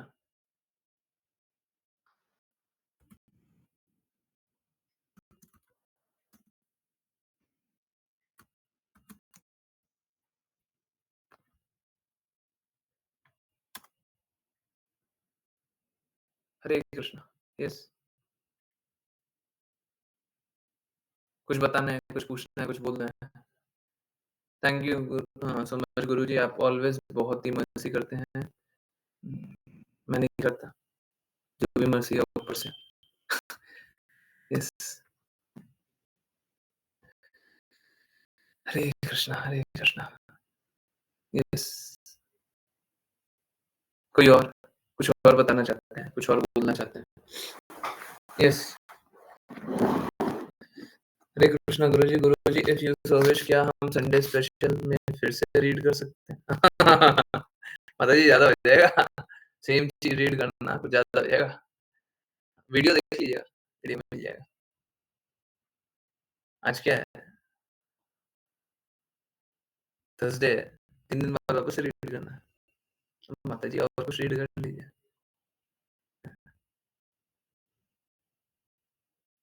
बहुत सारा काम है।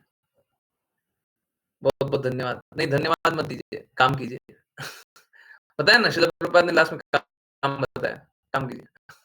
धन्यवाद देकर के क्या कीजिएगा, काम कीजिए। हाँ, सबकी मदद कीजिए। ठीक है। सीरियसली बहुत सारे डिवोटीज ने बहुत मदद की।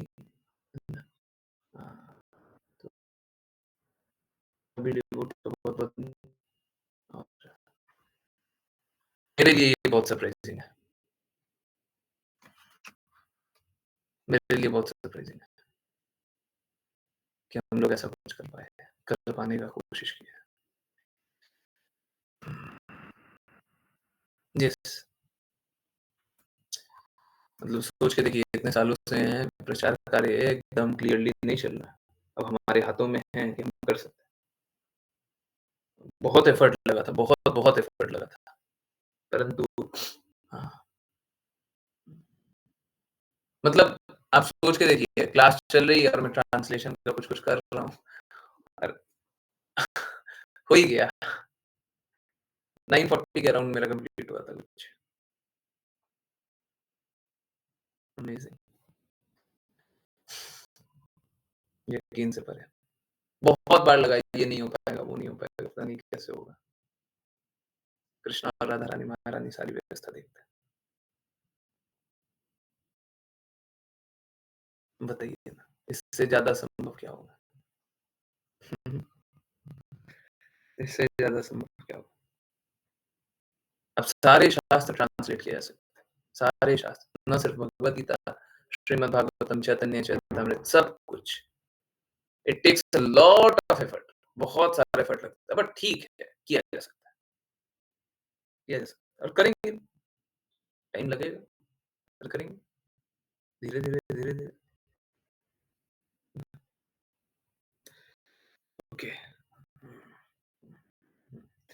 प्रयास करेंगे जल्दी से जल्दी कर देने का, ताकि सब तक पहुँच जाए। सब एज़ इट इज़। हाँ,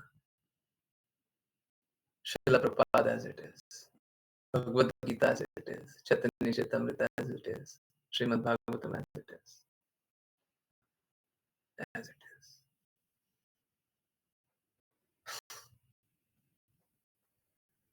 ये मेरे को यकीन नहीं हो रहा है श्रील प्रभुपाद के शब्द वापस आ गए। श्रील प्रभुपाद के शब्द वापस आ गए। श्रील प्रभुपाद की जय। और एक्चुअली मालूम है क्या? आप बिल्कुल भी इस बात में संशय मत रखिएगा, ये स्वयं वो कर रहा है, मैं नहीं कर रहा। उनके शब्द को कौन बोल सकता है? वही बोल सकता है। एडिट करना हो, मिलावट करना हो तो कोई भी मिलावट कर सकता है। शुद्ध रूप से उनके शब्दों को रखना कौन रखेगा? वही रखेंगे, उन्हीं की कृपा से हुआ है, वही कर रहा है। इतनी कृपा। Amazing. He will always say, he said he will always be with us through his books. हाँ, और हम हमेशा रहेंगे, हमेशा रहेंगे, ठीक है? और ओरिजिनल रहेंगे, ओरिजिनल रहेंगे। अब ओरिजिनल मिलेगा, अब ओरिजिनल मिलेगा, ठीक है? एफर्ट चाहे कितनी लग जाए, अब करेंगे। आसान नहीं है ये प्रैक्टिकली ये 25 पेज था, ठीक है? 25 पेज था।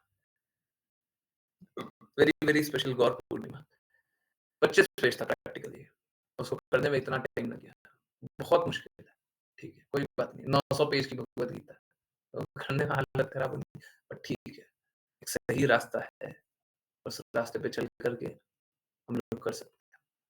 बहुत कम, ऑलमोस्ट ज़ीरो एडिट था और वो जो एडिट भी है, उसको भी हम सिस्टम द्वारा अ, ठीक कर देंगे। ठीक है, किया जा सकता है, सब कुछ किया जा सकता है। वेरी, वेरी स्पेशल गौर पूर्णिमा। चैतन्य महाप्रभु आ गए हैं, कृष्ण का नाम देने आए थे, शिला प्रभुपाद के शब्द देने आ गए। चैतन्य महाप्रभु स्वयं आकर के दे रहे हैं। हम कौन करने वाले होते हैं जी? हम क्या कर रहे हैं? बहुत-बहुत धन्यवाद। I can't thank you all enough. अगर आप लोग ना होते तो शायद मैं उतना कार्य भी नहीं करता और शायद मैं उस रास्ते पे नहीं चलता, उतना एफर्ट नहीं देता। सो या ओके, क्या मैं बोलूँ? आज बोलने लायक कुछ नहीं है। ऐसे बोलने लायक कुछ नहीं है। शिला प्रभुपाद वापस आ रहे हैं। ऐसा लग रहा है वी आर क्लोज टू शिला प्रभुपाद जी ना। हाँ, मतलब इस तरीके से शिला प्रभुपाद के शब्द आ जाएंगे तब तो हम सच में बहुत निकट है। एकदम क्लियर समझ में आ रहा था, एक एक लाइन क्लियर समझ में आ रहा था, एक एक बात। आई होप बाकी सारा सिस्टम भी अच्छे से चले। ये तो अमेजिंग होगा, ये तो होगा।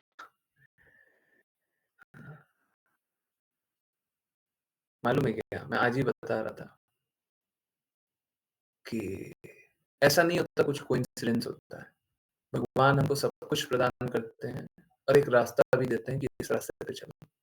हमको उस रास्ते पे चलना होता है, परंतु सब कुछ प्रदान करने वाले वही है। ठीक है, वही ऐसी स्थिति बनाते हैं, वही सब कुछ करते हैं, हमको चलना होता है। तो अब उनके और हमारे बीच कोई फॉल्टी पब्लिकेशन नहीं है, बिल्कुल नहीं रहेगा, बिल्कुल नहीं रहेगा। हम बोलेंगे एज इट इज ट्रांसलेटेड।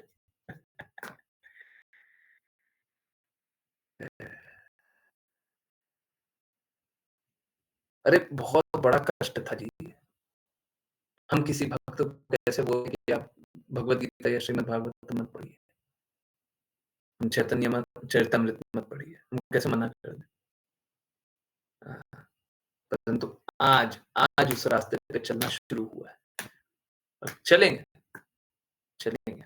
बहुत एफर्ट लगेगा, बहुत ज्यादा एफर्ट लगेगा, बट चलेंगे। हमको तो ये कार्य करना है। हमको तो ये कार्य करना है। हमारे जीवन में बस ये ट्रांसलेशन हो जाए, सब तक की पहुंच जाए, ठीक है, बहुत हुआ।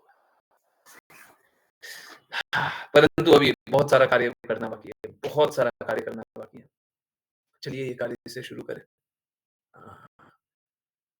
एक और बात है, पता नहीं क्या होता है, मैं अक्सर ये बात नोट करता हूँ और मैं आप लोगों के सामने आज एडमिट कर लेता हूँ। अक्सर ये नोट करता हूँ, मैं बहुत बार सोचता हूँ, ये 16 राउंड करते हैं ना, एक काम करते हैं 32 करेंगे, 64 करेंगे। भगवान कुछ ना कुछ ऐसा कर देते हैं 32, तुम 16 मुश्किल से करोगे, हम नहीं करने देंगे। मुश्किल से 16 करो। क्यों? बाकी और काम है, तुम काम करो। काम नहीं करोगे, हैं? काम नहीं करोगे, रुको। तो भगवान कुछ ना कुछ कार्य में लगाते रहते हैं। यही है, भगवान ने एक और कार्य में लगा दिया। अरे मैं सब कुछ खाना पीना रहना सोना सब छोड़ दूं, मेरे को बस ये ट्रांसलेशन मिल गया, शिला प्रभुपाद के शब्दों का ट्रांसलेशन मिल गया।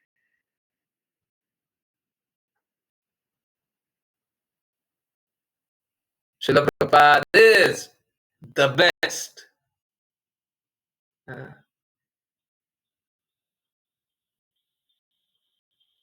शिला Prabhupada is the best. Shila Prabhupada is the best.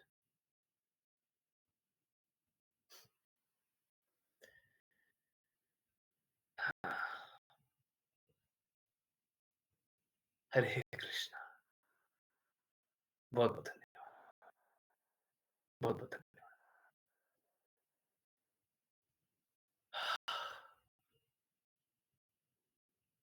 चलिए काम करना है। बहुत बहुत धन्यवाद सभी ज्वाइन करने के लिए। ज्वाइन करते रहिए, चैंट करते रहिए, कृष्णा के नाम को प्रचार करते रहिए, कृष्णा के प्रेम का प्रचार करते रहिए, सदा कृष्णा के प्रेम में दृढ़ स्थित रहिए। हरे कृष्णा। जय हरे कृष्ण प्रभु जी। श्रील प्रभुपाद।